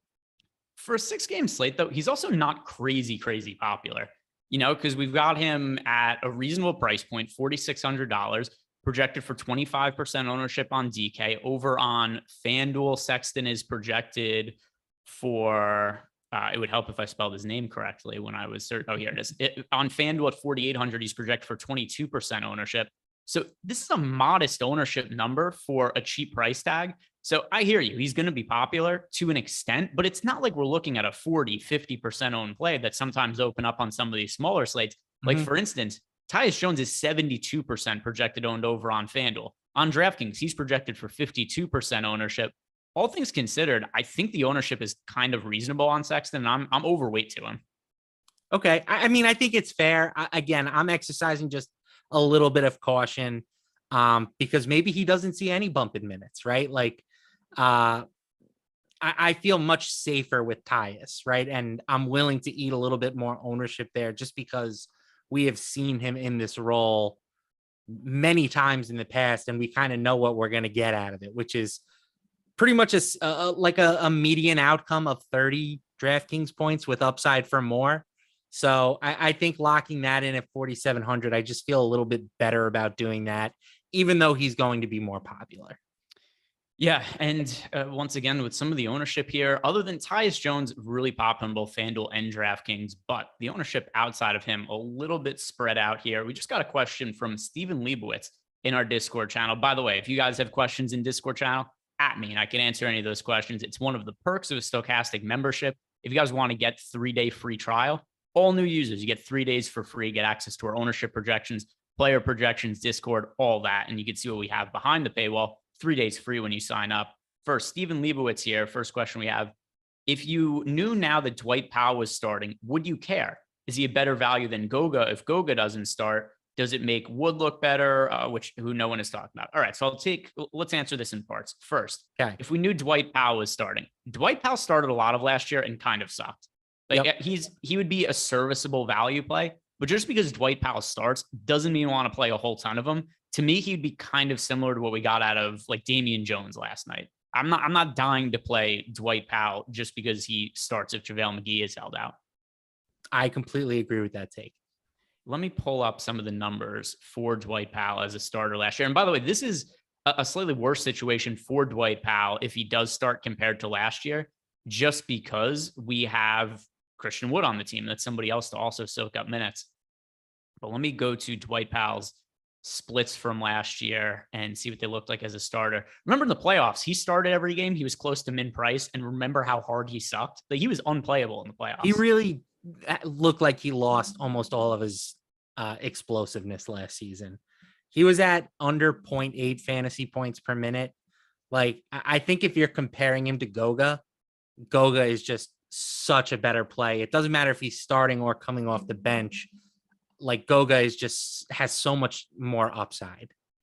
And also, when it comes to what the Pacers are going to do in their front court situation, keep in mind, Miles Turner's mostly not played this year. This isn't some new kind of scenario. We've seen plenty of this team without Goga. I assume it's Jalen Smith and Isaiah Jackson in the front court and just spread out minutes, because We've seen Miles Turner sit more games than he's played at this point. The one thing that's a little different about this team now, Aaron Nesmith is out, TJ McConnell's out, but I don't think that's going to impact the front court minutes. Maybe they play some bigger lineups with those guys out, but even if that's the case, it's probably going to be like O'Shea Brissett carves out a bigger role in the rotation. It's hard for me to expect Isaiah Jackson, Goga, any of those guys to play, say more than like 22 minutes. It's hard to envision like a 30-minute ceiling. Right. But we have seen Goga with a 24, 25-minute ceiling get to 40 plus already this season. And obviously I'm not expecting a repeat performance, but the Nets stink defensively. Like I would so much rather take 20 minutes of Goga than, 28 to 30 minutes of Powell. The reality is I'm probably not going to play much of either of them. There's better value on this slate, and something else to consider too. We just talked about how much value there is at guard, and we're going to drill more down into that in a second. But with all the value there is at guard, I'm paying up at center and forward. We've got Giannis today. We've got Joel Embiid. That's how my lineups are coming together. I don't feel like I need to save all that much salary at center. I know we're getting ahead of ourselves a little bit, but is that kind of what your lineups are looking like as well? To an extent. I mean, I do have some Goga in my player pool at the moment. I have some Isaiah Jackson in my player pool. Like the Pacers front court is extremely difficult to project, but at the same time, I do think that there's upside there. Like if you do get the minutes right, if you do catch whichever player pops, like you could be getting a very nice low owned player that gets 7x upside. So I'm going into that unknown area. It's scary, but sometimes we got to make tough decisions in DFS because I love Luka. So I find myself, a little bit overexposed to Luka, or over the field exposed to Luka, and more in line with Giannis. Yeah. And by the way, Dwight Powell's a starter last year, 9 points, 5 rebounds, and an assist. There weren't really very many defensive stats. If you were to play a handful of lineups and you had him like 10% of them or something, it's not the end of the world. But I think prioritizing Dwight Powell isn't something I would recommend. And the other part of this question is, does Christian Wood look better if JaVale McGee is out? That I think is interesting because Christian Wood coming off the bench, we haven't seen him play a ton of minutes this year. He's clearly the best bench player on the team and he gets his extended run. But I do think there's opportunity for him to get a couple of extra minutes if we were to see JaVale McGee sit. It wouldn't make Christian Wood a cash game play for me, but it would make him an interesting tournament option. And he is also not expected for very much ownership today. Christian Wood is projected for 4% ownership on DK. Over on FanDuel, he's projected for 3% ownership. That is a kind of play where I could see having upside in tournaments. And I think that would make sense in large field spots. But for you, could you see a path to more minutes for Christian Wood if there is no JaVale McGee? Yeah, I could see a path. I think that he becomes somebody that you can put into the mix. Like he's fine. He's been really good on a permanent basis this year. So if you think he can get more minutes, then yes, he would become appealing. For me, the thing is like, I think John Collins is just kind of a better version of Christian Wood tonight. Like he's also kind of going under the radar, and I just feel a whole lot more secure about his playing time. We have another question here from BK. But we always get these relationship questions. My wife's boyfriend is telling me I need to play 10% Kennedy Chandler. So he wants to know our opinion on this. First of all, I think he's trying to make you broke so he could take your wife away from you. That's number one. I have him projected for 3 fantasy points today. I think he could get some like very limited run, like a couple minutes, short rotations each half.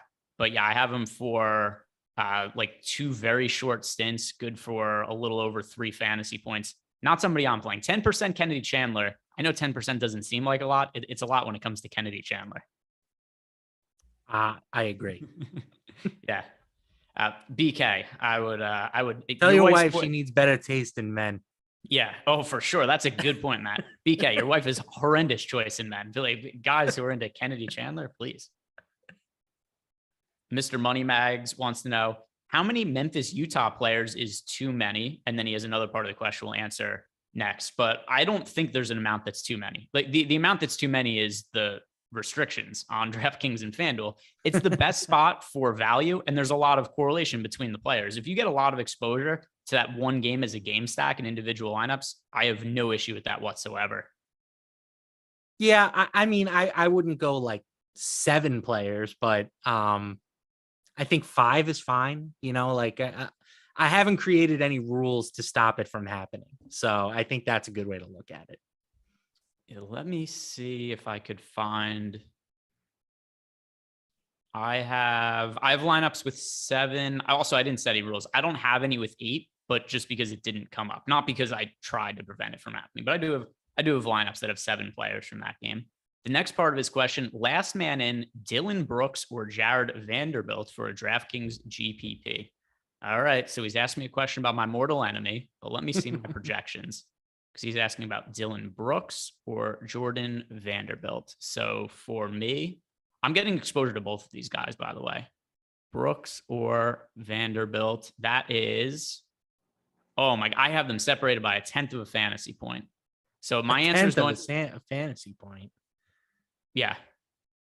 That's just crazy hatred of Dylan Brooks right there. No, because it's hard. I can't give him full minutes. Okay. I guess that's fair. I have him at about 30 minutes, and he's been terrible to start the year, but like, you know, he's getting up a shot a minute almost tonight. So I think he can very easily clear 30. I give him an edge over Vanderbilt, bigger than yours, but maybe not as big as I'm making it sound with my jokes about you hating Dylan Brooks. And by the way, I'm getting exposure to both these guys. I think both of them are really strong plays, but it's hard for me to go crazy with a projection for Dylan Brooks just because we haven't seen the minutes be there. I'm not even concerned that he hasn't played well, because I never really expect Dylan Brooks to play well, but it's more so that the minutes haven't been there because he's working his way back from injury. We've seen him play 2 games to this point. He's played 24 and 26 minutes.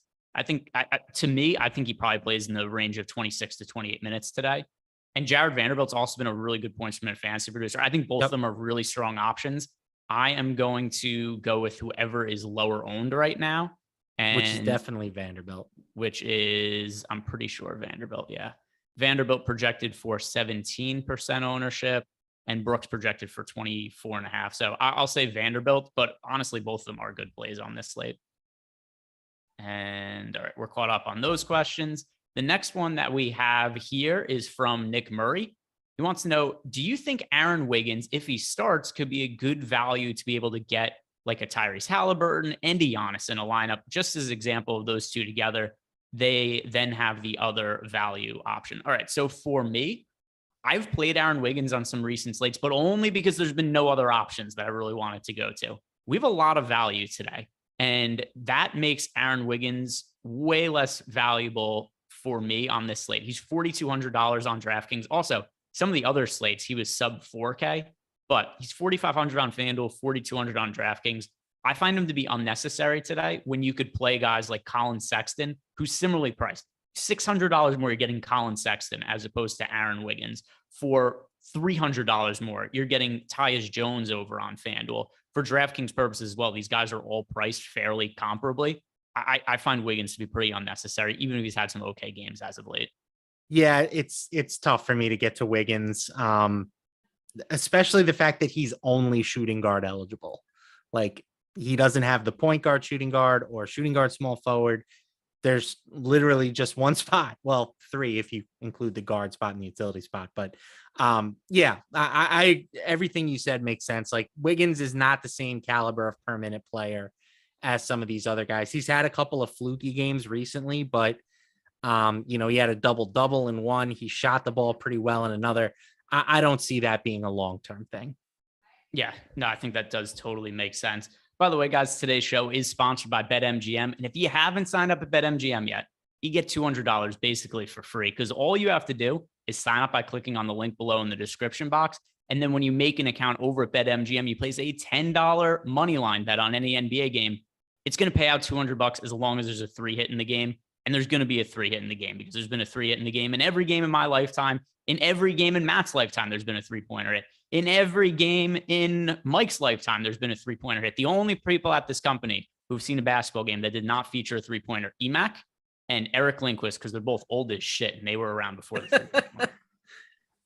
All right, let's get back to the other guards. We were caught up on all the questions at this point. So who are the players that you are getting to the most at guard that are not from Utah or Memphis? Yeah. So I mentioned Luka. I think that the price difference between him and Giannis is going to skew the ownership in Giannis's favor, but I think Luka might have a higher ceiling at this point. When you look at his numbers this season without Jalen Brunson in town, he's leading the league in usage. He's leading the league in assist rate. His usage rate is up like nearly 5 points compared to what it was last year. He's averaging 1.92 DraftKings points per minute so far this season.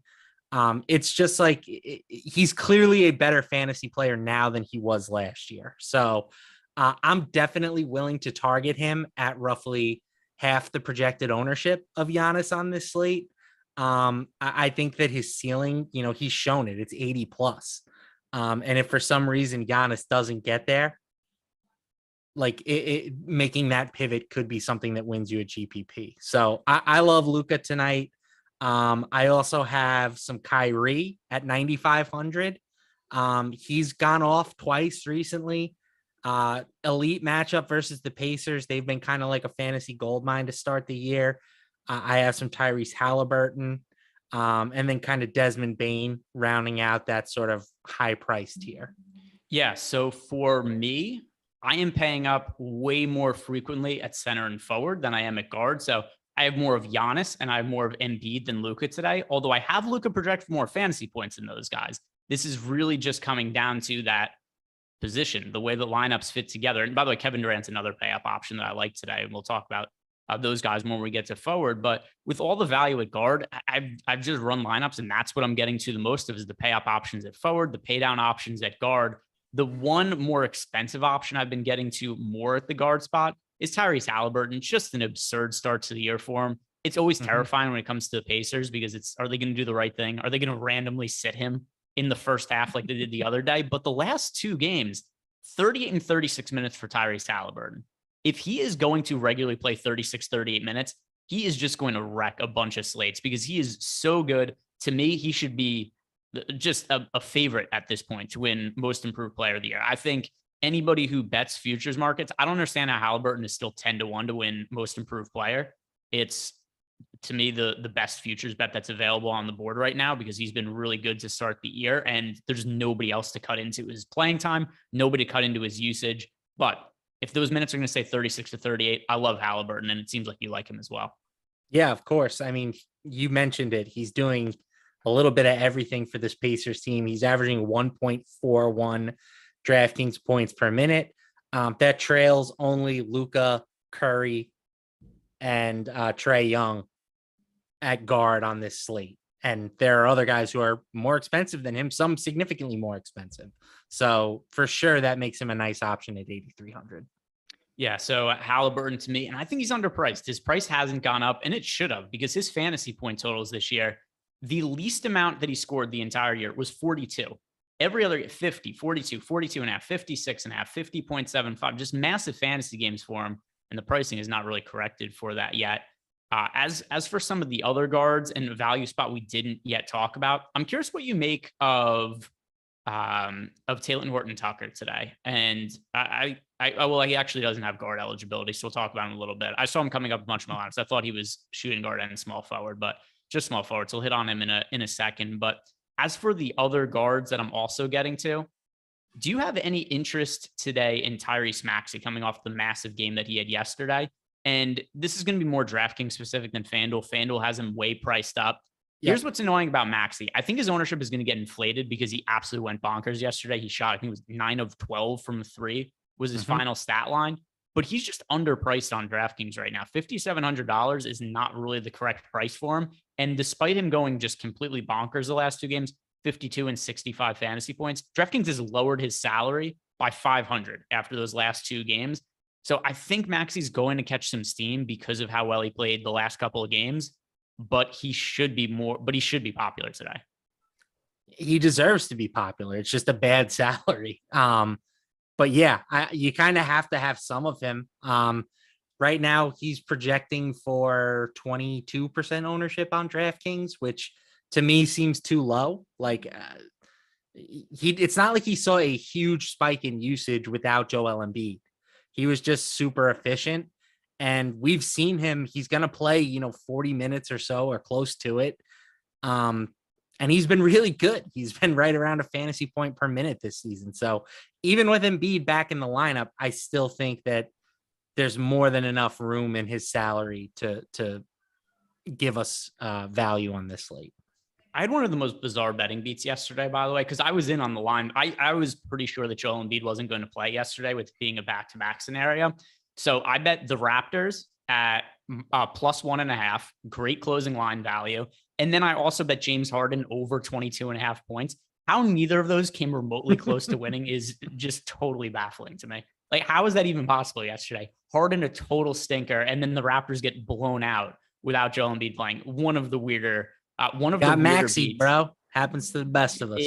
That is certainly what happened. Maxey yesterday, 40 minutes, he shot 15 of 20 from the field and 9 of 12 from three. Just absolutely lit it up and had the flames coming out of his hand like he was playing an NBA hang time.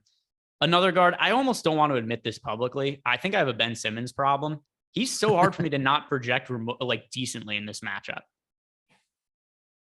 It's pretty easy for me not to. You just give him an 8% usage rate and you call it a day.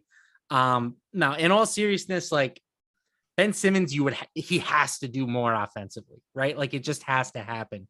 He's down like 10 points per game from what he was scoring in Philadelphia. And I get it. He's playing next to Kevin Durant and Kyrie Irving, two of the best scorers in the league. Like he's not going to shoot the ball all that frequently, but he has to be a little bit more active. So if you do bump his usage rate up to even just like 15%, he's going to look like a good play at the salary. I'm just worried that he might be broken. Like he really might be broken as a basketball player. I'm leaning that way at this point because it's some of it I'm sure is mental, but here's the other point of it too, is I think a lot of it could just be physical. He had back surgery last year. He's had multiple significant injuries and surgeries at this point in his career. So part of it might just be that he doesn't have the mental confidence right now, but he might not have the same physical abilities that he had at one point in time either. But if there's ever a time he's going to figure it out, it's against the Indiana Pacers, because this is one of the most fantasy friendly teams to go up against. If the Nets are trying to build Ben Simmons up into being more of a viable player, I kind of think this is the spot. And something else too, the salary is fairly cheap. On FanDuel, he is picking up ownership at 6,100. The weirdest position eligibility I've ever seen on a player, by the way. Point guard, power forward on FanDuel. You don't see that very often. And then over on DraftKings, point guard, small forward, very favorable positionality. And then also only projected for 14% ownership. I think there's upside. I keep saying I'm not going to go back to Ben Simmons, and then I project players. It's like, oh, cool, I'm going back to Ben Simmons. Like I don't even have him projected for all that much usage. It's just I have him projected for defensive stats. I have him projected for assists. I have him projected for rebounds. He leads the Nets in potential assists this year. He's still somebody who's shown himself to be capable of rebounding. And one other thing too that I think could play to his benefit. Yesterday, last game, Ben Simmons played the backup center minutes. I think that's his ideal role on this team. So do you think, would you rather play Ben Simmons at 6,400 or Draymond Green at 57? I basically think they're the same player at this point. It is definitely the Spider-Man meme if they're looking at each other. But Ben Simmons, because I know that Draymond Green doesn't have a whole bunch of fantasy game at this point in his career. Ben Simmons, I'm only like 85% sure he doesn't. Okay. Yeah, and the positionality is a little bit friendlier because you can use him as a guard or a forward. And he's going to have a little bit less ownership. I can't click his name at 6,400 when I can get the same version of him for $700 cheaper. And by the way, because somebody in chat, Brandon Katz, is saying that Ben Simmons has not had multiple significant surgeries. Yes, he has. He had back surgery last year. He missed a whole bunch of time with back surgery. Like that's right, and he obviously missed his whole rookie season. Yeah, so. and he missed his whole rookie season. He's had like pretty significant injuries, and that could also certainly be something that's hampering him, as long as whatever is going on in his head right now. Some other super chats to catch up on. This one is from Christian Smith. Thoughts on Kobe White tonight on DK? So Kobe White had a big game the other day, but keep in mind Zach LaVine was out. This is a totally different scenario with Zach LaVine now playing today. And it does a couple of things. Number one, there's less minutes for Kobe White and way less usage with Zach LaVine on the court. I don't have exposure to Kobe White. I think there's better value plays. Is he somebody you're getting to? I have none at the moment. Ayo Dosunmu was ruled out. Maybe that gives him a little bit more playing time upside than usual. But yeah, I think with LaVine back in the fold, I think the Bulls are probably my least exposed team overall tonight. Let me see. That's well, yeah. I mean, the Bulls tail end of back, but yeah, I don't really have much of them either. Let me think if there's any other teams on the slate. So OKC, I have exposure there. I don't really have a lot of Atlanta exposure. I don't really have Warriors exposure. But yeah, Bulls, I think, are the team I have the least amount of exposure to, just kind of doing a look at it overall. John McConville wants to know, can you give me a quick rundown, joining late, top values and best pay-ups for GPP?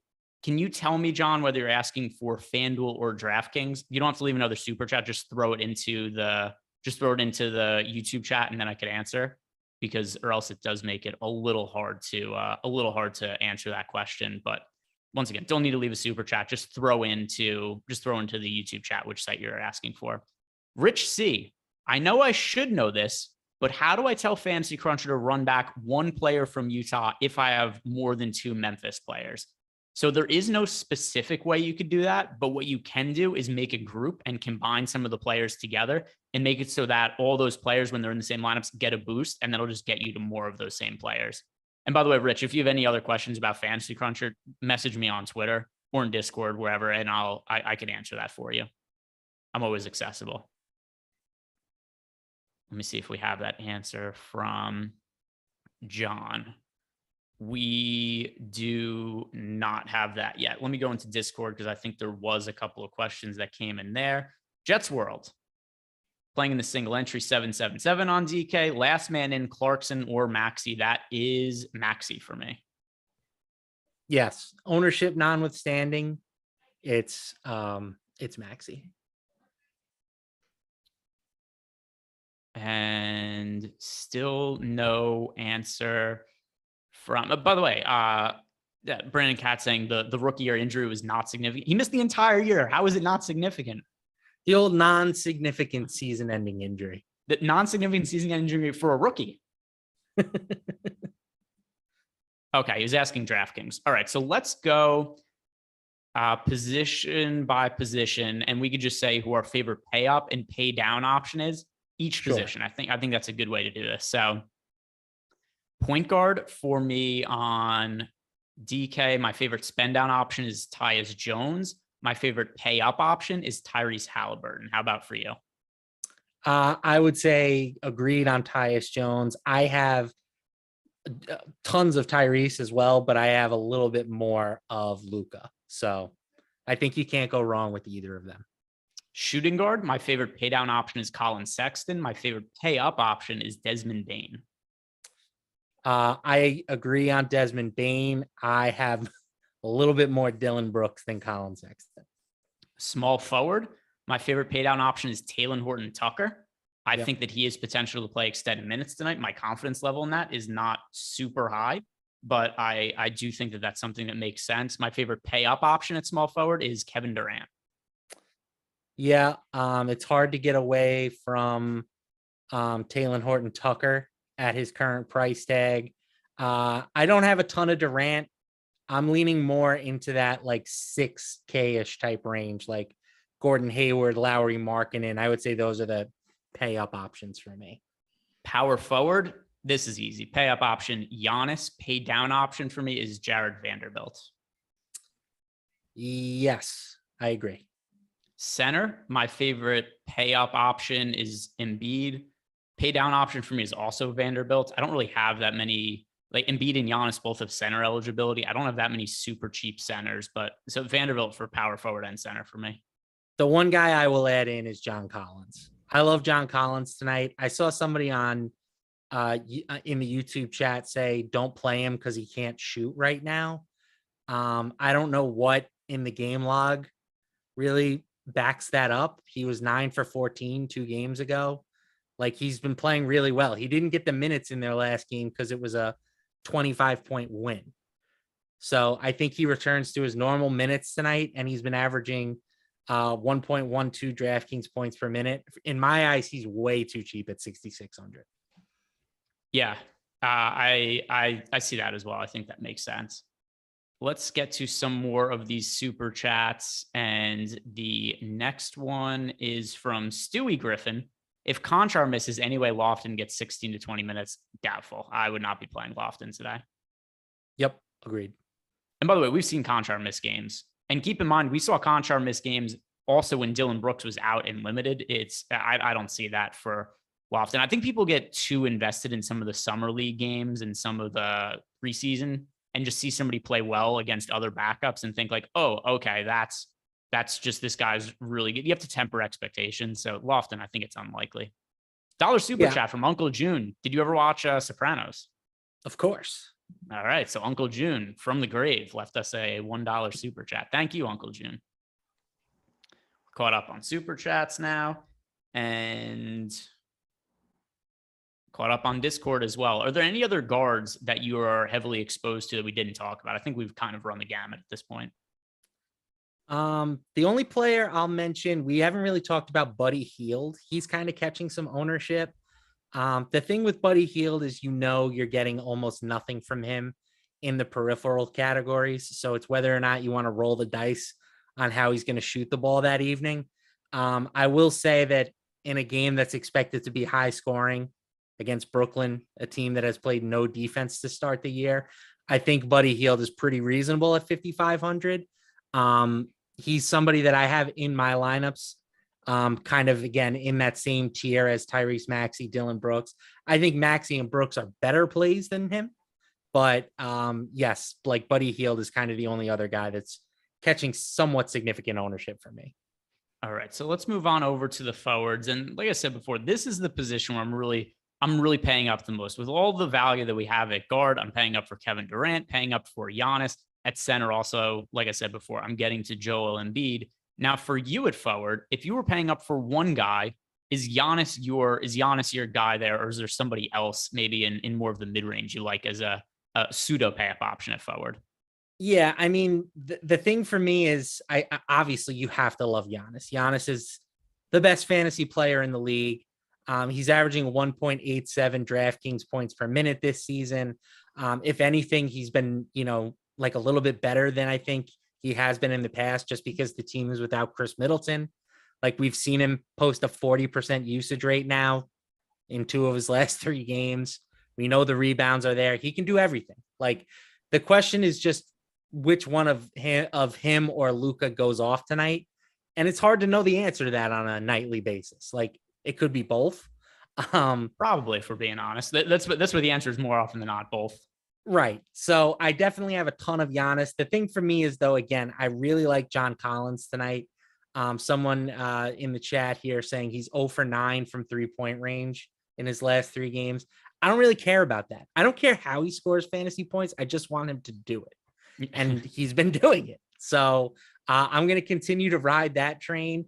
I'm a big Lauri Markkanen guy. He's kind of come back to reality a little bit, but now when you take Mike Conley out of the equation, I think he gets a usage bump tonight. He becomes super interesting to me. And then Gordon Hayward, I don't hate at his price tag either, just given all the absences that are currently going on in Charlotte. The 3-point thing is weird because, like, who cares? It's not. He's been a good fantasy player before, and it's not like he's not Steph Curry. By the way, Collins is actually he shoots 37.5% from 3 for his career. He doesn't shoot a lot of them. It's not where you're looking from to get his fantasy points from. He's averaging 2.5 blocks per game, 1.5 steals per game, 16 points, averaging over 10 rebounds. If he misses a 3 here and there, it doesn't kill his fantasy upside. I'm kind of missing what the point is there. Yeah, I don't know. I mean, if you want to say you don't like John Collins tonight, that's fine. I'm not going to fight you on it, but the reasoning doesn't make a ton of sense to me. Yeah, he's 0 for 1 in his last 2 games. Like, he's not relying. He's not relying on 3-point shooting to get his fantasy points. Super chat from IntelliBeats: Caruso, Wiggins, or Beasley today? Caruso. And by the way, that's Aaron Wiggins. Yeah. I don't think any of those guys are really all that necessary. But if I had to pick one, I mean, Beasley is kind of interesting. He's always been like a really solid per minute producer. For some reason, the Timberwolves like refused to play him last year. It didn't matter how many guards they were missing. They just never gave him more than like 25 minutes a game. And there's a chance that he could get to, mid 20s minutes on this slate. So I don't hate him. I think he's got the best upside of that group that you mentioned. Wiggins might be a smidge safer, but I'll take the upside of Beasley. I have him projected for 21.5 fantasy points at a low 4K price point. I think that he's perfectly reasonable. Now, there's a wide range of outcomes with Beasley. I think his minutes could be anywhere from 18 to maybe as high as 30, and he kind of breaks the slate at low ownership. So of those guys, I think Beasley is the most upside. He's the one I like the most. I totally get behind Beasley. As for the other options at forward that we have not yet talked about, I mentioned that I like Taylor Horton-Tucker as a potential value play. I didn't really get your feelings on Taylor Horton-Tucker, but it's kind of the same as Lakers what legend. Lakers legend. They wouldn't trade him for, he was untouchable at one point. Untouchable. Remember, they're making their finals push. He was untouchable. They wouldn't trade him for anything. And then he gets traded for like almost nothing. Many or 2 years later, actually. They wouldn't trade him for Kyle Lowry at one point. I know the Lowry is a little past it at this point, but still the Lakers went to give him a massive contract extension and clearly didn't work out. But when we talk about, and he was the Pat Bev trade, right? If I'm not mistaken. I believe so. Yes. That hasn't gone well either. That team just stinks. How many games did the Lakers win? More over under 0.5 wins for the Lakers. 0.5. I'll take the over, but it's close. Under for me. I'm saying this is the first team in NBA history to go 0-82. That's the hope. They go 0-82. They go. The Jordan fanboys would love it. They go 0-82. They win the lottery and get the first overall pick, which converts to the Pelicans as part of the Anthony Davis trade. Oh my God. And then the Pelicans get the Wembayama Zion super team. Come on, it would be great. That's the funniest possible outcome, though. I mean, it's hilarious. Yeah. The 0-82, obviously, that's not going to happen. I'm joking about that. But the Lakers missing the playoffs and somehow winning the lottery, that's within the range of outcomes and by far the funniest. Yes, for sure. So in terms of Taylor Horton-Tucker, I do think he's somebody that we're going to see the Jazz want to get a look at some point this year. And this seems to be the spot that would make most sense. In addition, 2 games ago, he played 28 minutes. Yep. I think that there's potential for him to play that 28 to 30 minutes. Taylor Horton-Tucker, even though he's kind of been a terrible real life player for the last couple of years, he has produced fantasy value when he's been out on the court. With Mike Conley missing, I could see him running the second unit coming off the bench. I think that there's an opportunity for Taylor Horton-Tucker. He's a little popular today, nothing too crazy, ownership in the low 20% range. I like him for tournaments. I like the upside. Can you get behind him? Yeah, the best thing he has going for him, you mentioned he's a good per minute producer, right? But the best thing he has going for him is there's just no forwards in this price range that are really standing out as good plays. Maybe you can talk yourself into Chris Duarte at 4,100, although I don't understand why the Pacers all of a sudden hate him. Maybe you can talk yourself into one of the Grizzlies guys like Brandon Clark at 4,400. But for me, THT is easily the best play when you're talking about a forward under, 4,500. Yeah, same page for me. I'm looking through my exposures. There's nobody, sub 4,500. Nobody else that I really get all that much exposure to other than Taylor Horton-Tucker. Super chat here from Eric Traub. Is SGA necessary tonight or just another play of doing single entry? He's absolutely not necessary today. I don't think he's necessary. Maybe he could be an overlooked option, but he's not going to be chalk. So he's certainly not going to be necessary. Yeah, he's been chalk on a lot of recent slates, and this is just totally different. We've got all the value at guard. We've got great pay up options today. I think also, I'm trying to remember some of those slates, but if I remember some of the SGA slates, there was value and nobody else to pay up for, and he just ended up being really popular. If you're getting to him, it's not an issue, but that's not a priority for me at all. Yep. Yeah, all right. We are caught up on the super chat. So one other forward that I want to shout out here that I'm getting to a decent amount of, Jalen Smith. I've just liked Jalen Smith a whole bunch this year. And Miles Turner being out, I don't think it has a massive impact. Jalen Smith has been starting either way. But when it comes to Jalen Smith, he's been a good points per minute fantasy producer whenever he's been on the court in the past.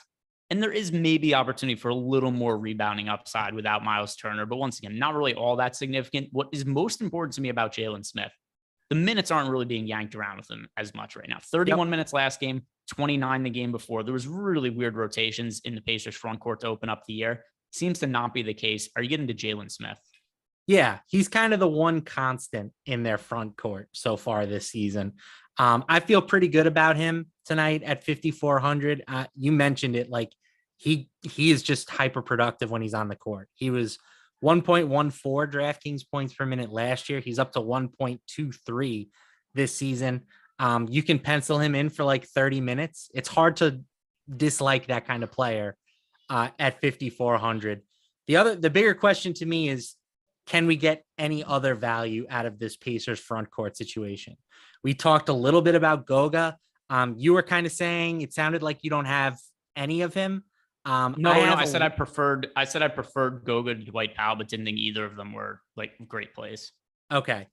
I have a little bit of Goga just because we've seen the upside from him. Like, it is real if for some reason he plays a little bit more than expected. And, you never know with big men. It could be foul trouble, especially the Pacers. Like, it just seems like they're constantly changing their mind on which of their backup big men they like the best. So I think Goga is interesting to me at 3,500. Yeah, there's a path to upside there. Other value plays I prefer, and I'm mostly spending up at center, but he's not a fade for me or anything. The next super chat we have here is from Brandon Kent, close relative to Clark Kent. DK, single entry GPP, Sexton and Hayward, or Maxey and Jalen Smith? That is Maxey and Jalen Smith for me. So I like Sexton today. I like Maxey today. I like Jalen Smith. Hayward's just a guy for me on the slate, though. So Maxey and Jalen Smith. That does seem fair. I mean, the Maxey Hayward or the Hayward Sexton combo is going to be less chalky, but I do think that the second combination is just the better per dollar plays. Yeah, but people are going crazy about Josh Primo. We're gonna have to look up. Do you know what the other shoe drop with Josh Primo? I assume. I don't know. I mean, obviously it was going to be something bad. Yeah, we'll look it up. So, by the way, the slate locks in a couple minutes, guys, but we're not going anywhere. Matt and I are going to be sticking around for 30 minutes. We're going to be looking at our favorite bets for the slate. We'll be reacting to any kind of news that comes out. One thing that could happen in the next 30 minutes that would be significant, the Jazz starting lineup could drop. That would be something that's important. So we'll guess on that in a couple minutes as well. But centers, I kind of gone through what's important to me. Giannis, Embiid. Is there anything else for you at center we haven't talked about at this point that you are getting to at a good clip? Bobby Portis has center eligibility. I mean, he's center power forward. I think he's fine. I talked briefly about Brandon Clark. I have a little bit of exposure to him. But yeah, I think center is kind of a position where you can be a little bit condensed tonight. Yeah, and Jets World asked us, is there a priority play? Oh, never mind. He said, is there a priority play in the first game of the night? Golden State Charlotte? No, not for me. There's nobody that I'm getting a bunch of exposure to in the Golden State Charlotte game. Yeah, I have a little bit of Charlotte, namely like Dennis Smith Jr. I think is okay. But it's not a game that I have a ton of exposure to. Okay. Yeah, I misunderstood the question, by the way. I thought he was just asking last man in. No high priority plays for me in the Warriors Hornets game. I don't have more than 10% exposure to anybody in that game. Yeah, I'm in the same ballpark. I think that's very reasonable. Yeah. I mean, there's some players that, like Mason Plumlee, his minutes have looked decent as of late. You mentioned Draymond Green before. If somebody was getting to Draymond Green, Dennis Smith Jr., his ownership has cooled off, but there's nothing there that I'd look at and be like, oh, I need to get to that. Honestly, I'd prefer to have the lineup flexibility in case news breaks in the next 30 minutes or whatever. All right, guys, we are at lock right now, but don't go anywhere. Matt and I are going to stick around for the next 30 minutes. We're going to be reacting to what happens in the games. We're going to be looking at some ownership. We're going to be talking about our favorite bets. We're sponsored by BetMGM today. So I think that's what we should do next is look at some of our favorite bets for the day. And pretty easy. We've only got one game that started. So, or well, two games if we include the early game, because there was the Kings Heat game. But at least as far as the main slate goes, we've got all the games to talk about other than Warriors Hornets. So let's head on over to Odd Shopper and see what lines are up, because they usually move over the course of the show. So I don't even know what the lines are right now for the later games. I did have one bet for the earlier games, by the way. I bet Keegan Murray over 5.5 rebounds. I don't know how that started. I'll go Keegster. Did you get any of him to win Rookie of the Year while he was out injured? No, and he only has 1 rebound so far. No, but he was also 6-1 at that point. So if I had to bet anybody right now, I think Jabari Smith is the best bet. He's as high as 20-1, depending where you look. But Banchero also appears to be so much better than all the other rookies. Yeah, I mean, he's looked incredible. I was way off on that. I did not like him as a prospect. I just feel like anytime, like for the most part, drafting the polished player never seems to work out. I would have much rather taken the upside shot with Chet Holmgren, but so far that's making me look pretty stupid. I mean, I'm no good at evaluating prospects when I used to have to do some of that kind of stuff when I was working at Basketball Monster. We did translations for players and whatnot. But other than that, I've never been super good or into trying to evaluate players. Another big thing too is I don't watch college basketball like at all.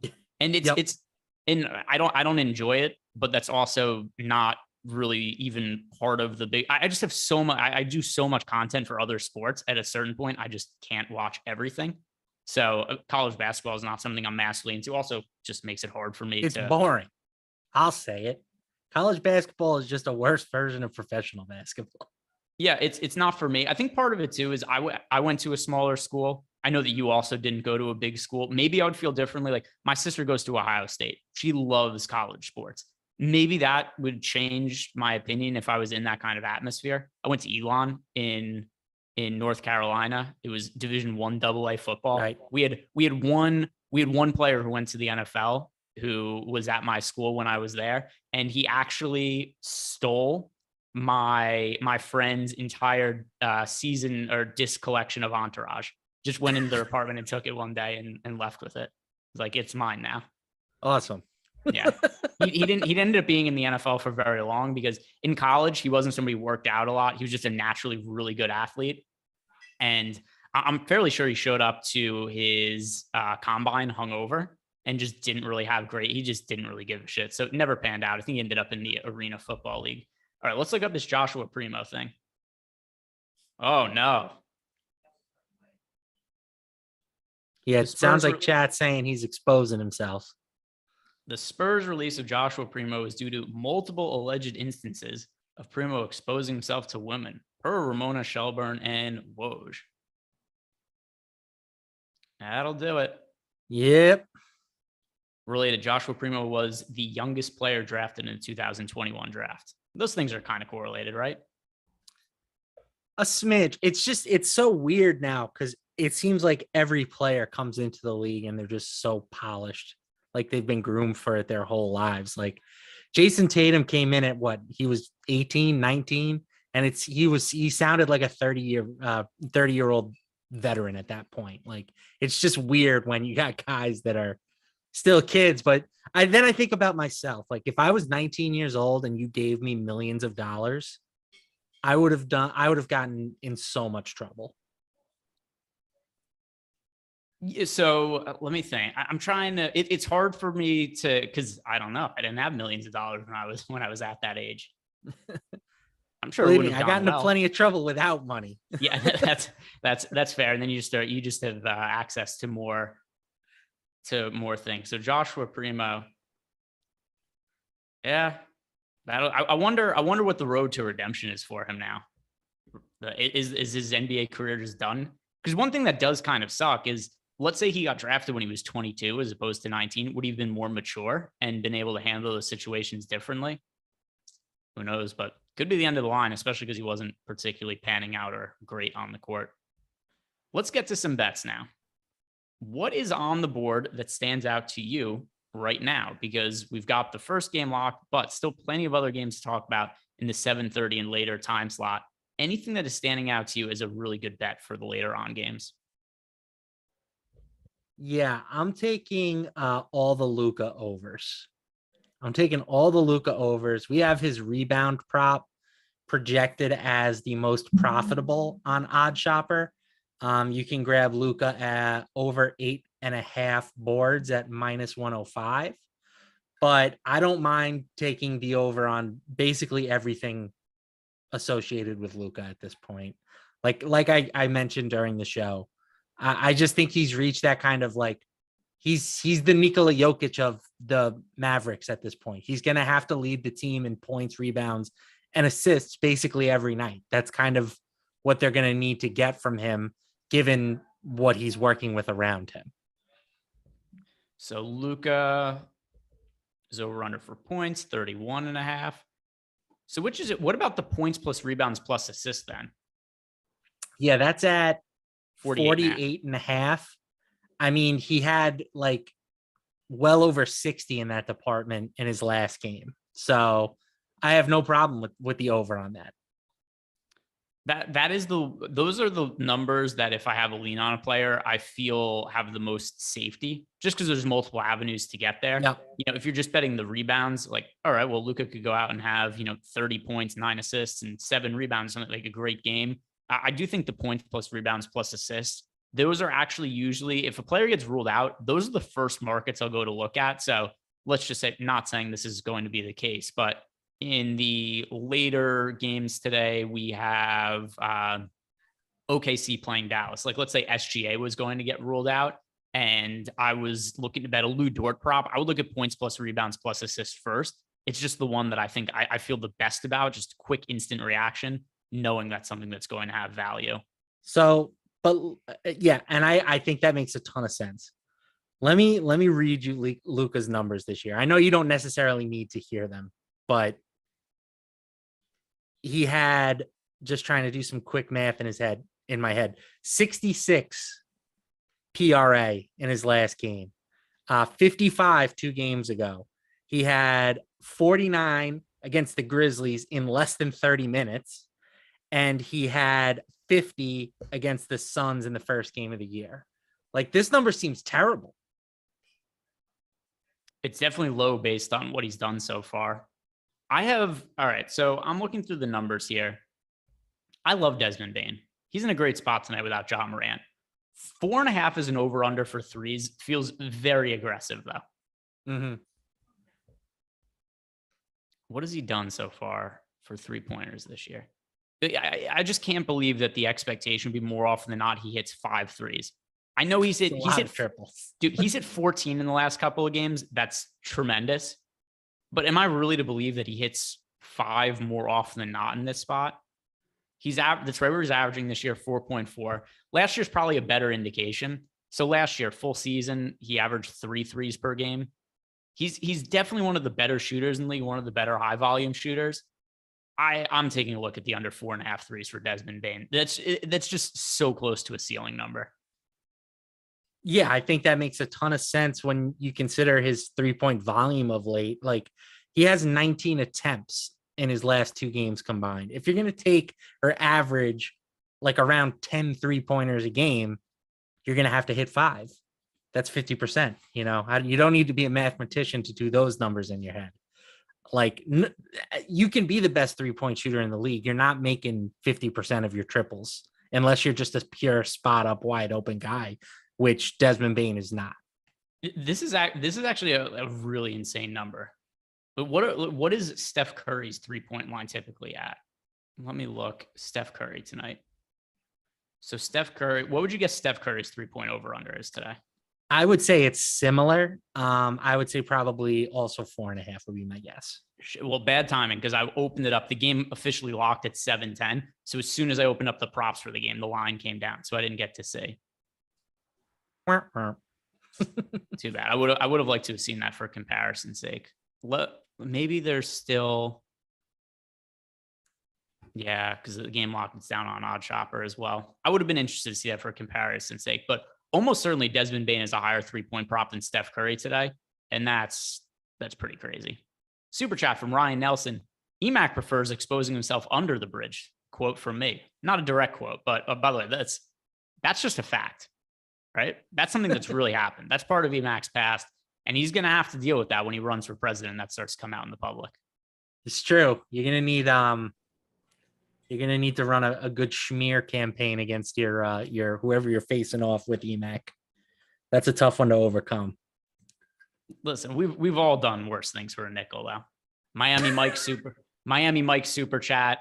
He's just left us the skull right there for Miami Mike. And I know Miami Mike usually likes to come in. He leaves super chats and likes to listen to Eric do the worst character / worst impression. Have you ever seen Eric do this? No. Okay. So Miami Mike leaves super chats and Eric comes in and he does what's the guy's name from Saw again? Jigsaw. He does a Jigsaw impression. It's terrible. He gets really close to the camera. He like whispers in the mic. You can't hear what it is that he says. Nobody enjoys it, but Miami Mike insists on leaving super chats and getting Eric to do it. And I didn't know Jigsaw was a person that people did impressions of. No, I've watched Eric do it, and it's not something people do impressions of.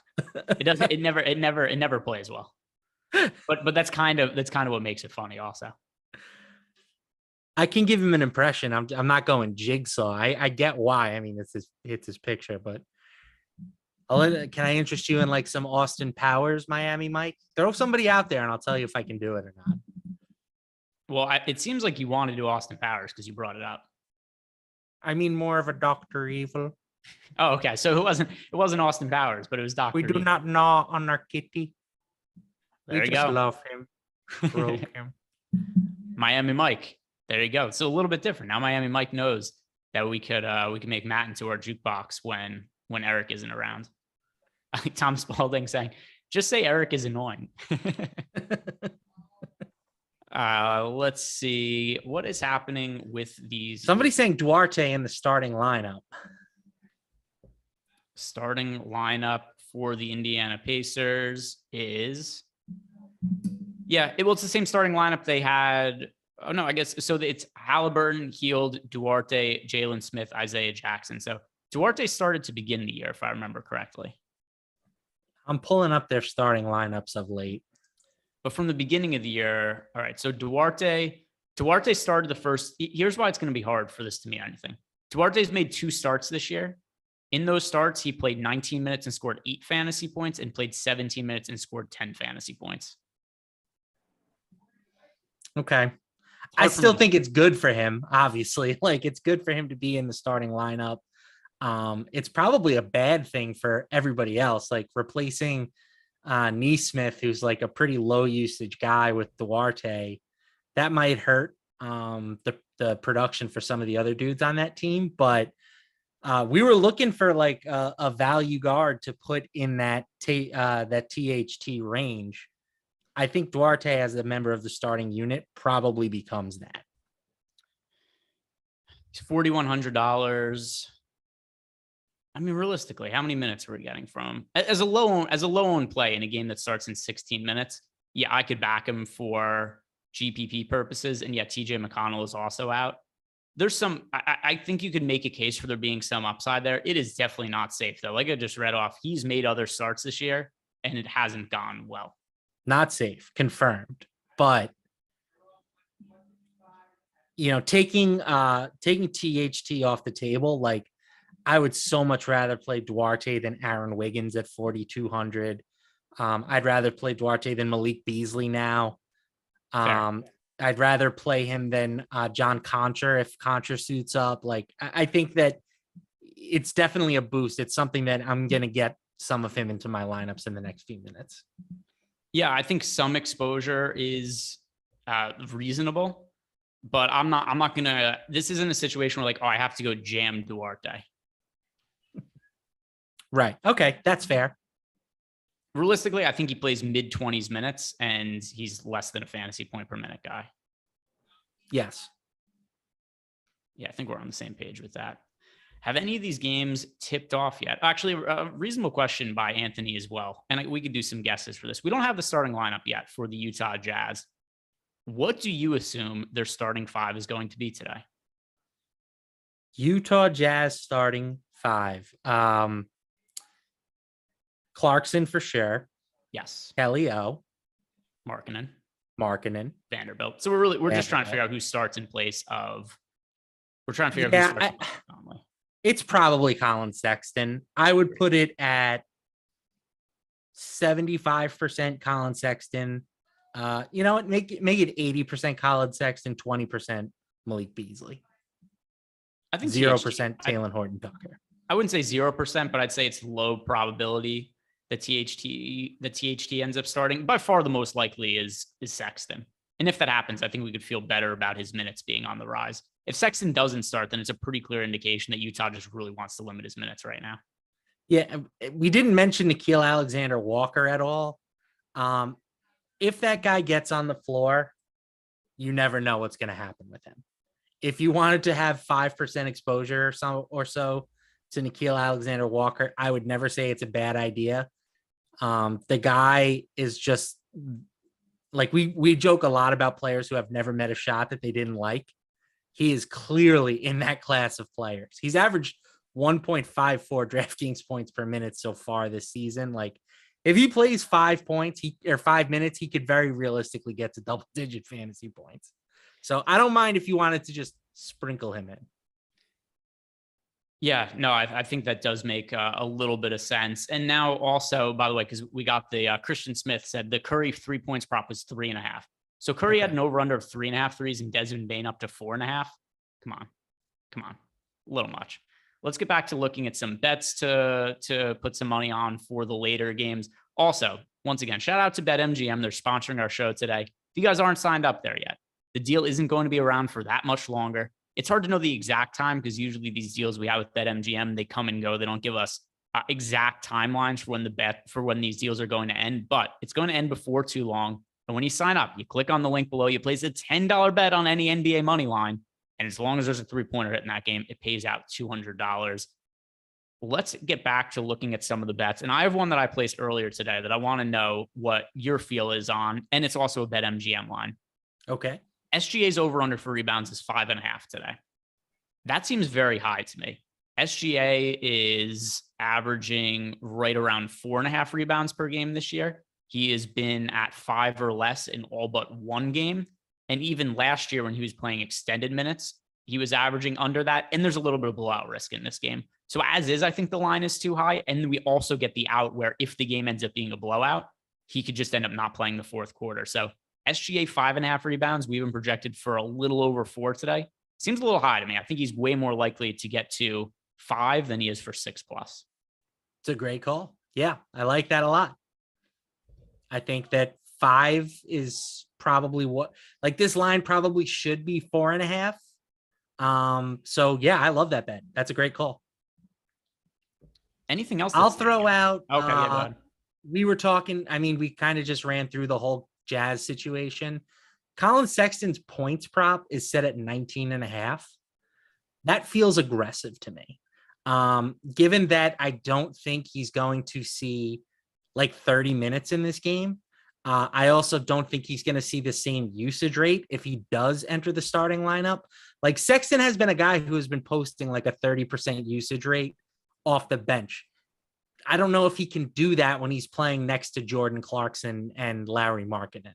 So I think that there are multiple paths to the under on 19.5 points for Sexton.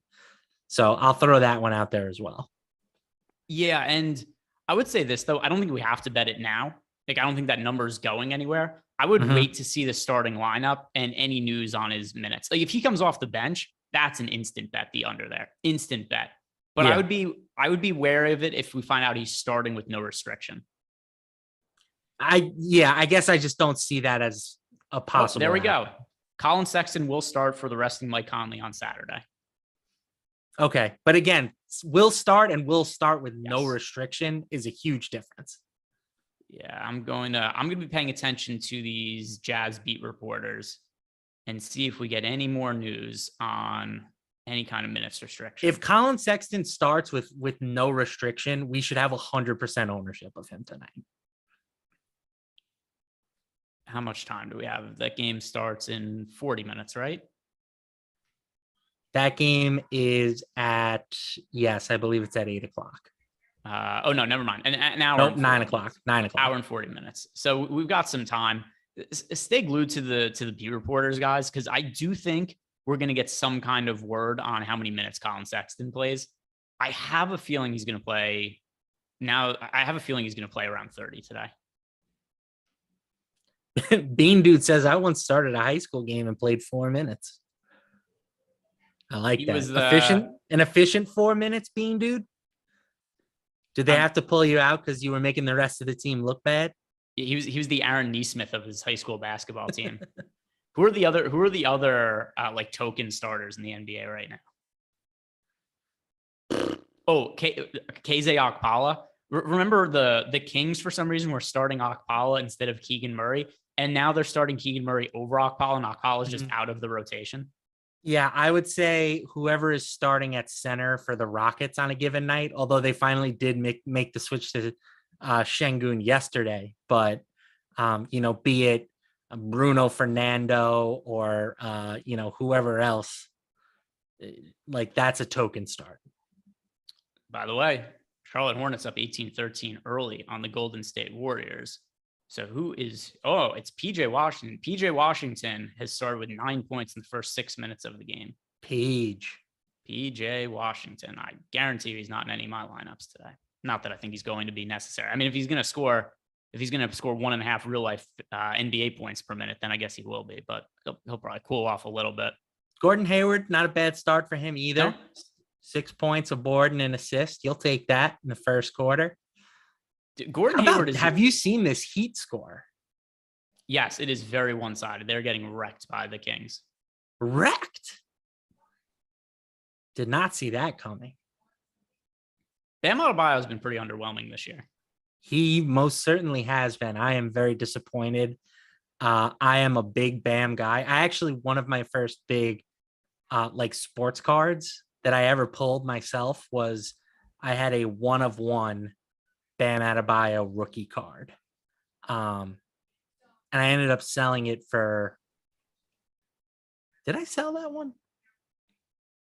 Yeah, I think I sold it for like $2,500 or something like that. Oh, nice. But anyway, it was like I worship that card and I loved Bam Adebayo because of it. And I fully expected him to have a big year, with all the talk about him having a larger offensive role, and it just hasn't materialized. What is that worth now, that card? Do you know? Probably a little bit like a similar price range. I mean, I didn't sell it until a year or two ago. Like Bam is in that range of players that are the worst to invest in because nobody cares about you unless you're like a GOAT or a rookie. And Bam certainly is not going to enter the GOAT discussion. Yeah, and I would guess when would that card have peaked? Probably right before the playoffs last year. Yeah. Now I would something imagine like that. I'd imagine it's a little bit on the decline now. Yeah, it's a good. It was a fun card to pull, man. I was pretty stoked about it. Yeah, I mean, one thing that's weird about Bam, he had a little bit of a Ben Simmons-esque playoff run to him. It didn't really get noticed, but he just stopped shooting in the in the playoff series against the Celtics. He had those games where he had like an 8% usage, a 9% usage. Then it randomly had a triple-double in a game Jimmy Butler got hurt and then just stopped shooting again. It was weird. And it hasn't totally carried over to this year because he's been better than he was in that series, but he hasn't been great to start the year either. A little disappointing. We got a super chat here from Kyle Y3. Thoughts on Trey and Aldama tonight on FanDuel? So there are so many value options at guard today. I just overall found Trae Young, both DraftKings and FanDuel, to be a little bit unnecessary. I'm still not exactly sure how to parse the relationship between him and DeJounte Murray either. It looks like DeJounte Murray's production is getting cut more than Trae Young's. Murray's usage rate is down about 5% this year compared to last year. The assist rate is also down.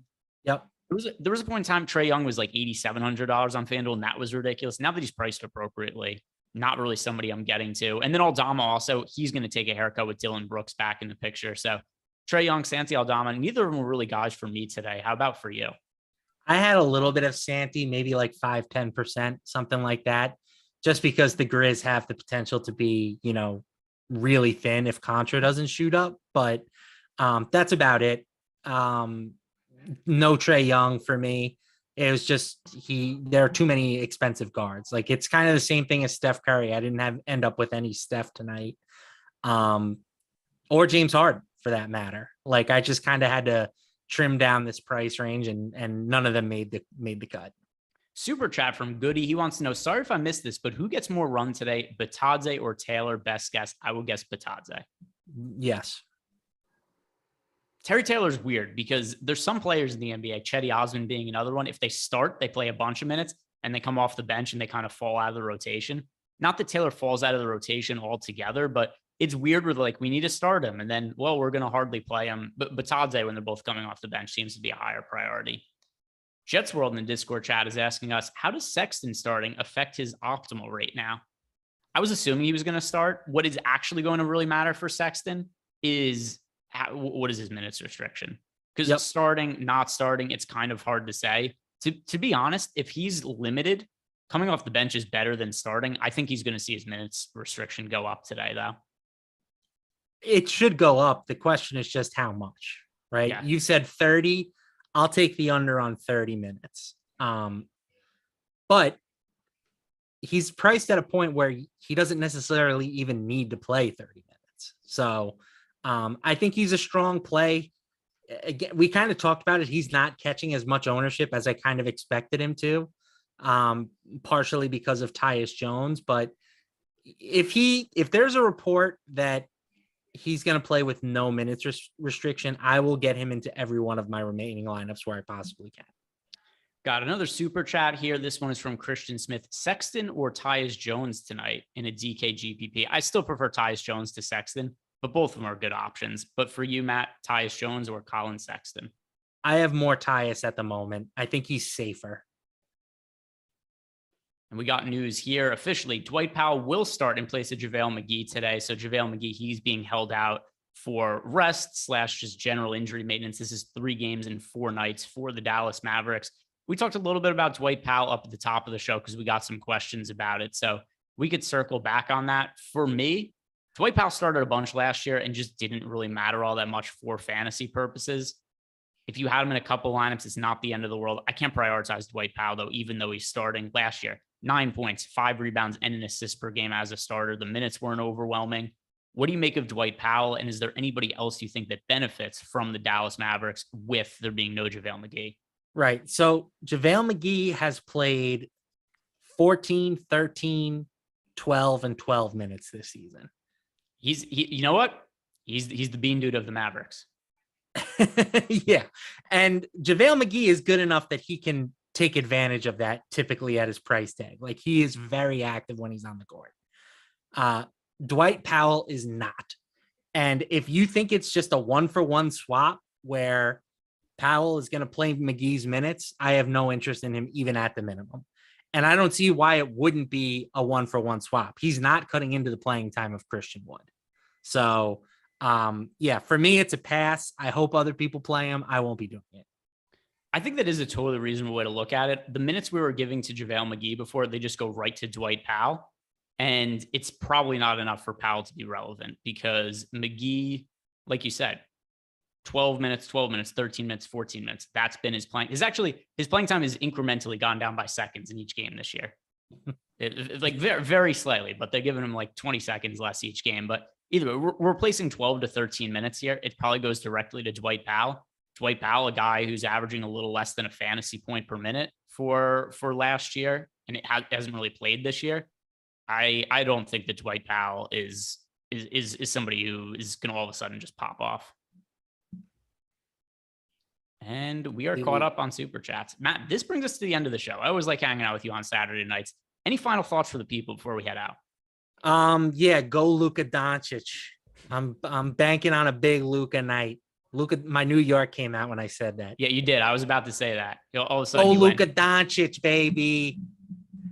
Luka. Yeah, if he doesn't do it, what are you going to do to him? If Luka doesn't have a good game, what are we going to do? We're gonna Nothing. I'll play him again the next time he's available. Fair enough. And with that, we're done for the night, guys. Thank you very much for watching. If you haven't done it yet, like the video, subscribe to the YouTube channel. Enjoy the rest of your weekend. I'll see you back here again on Monday.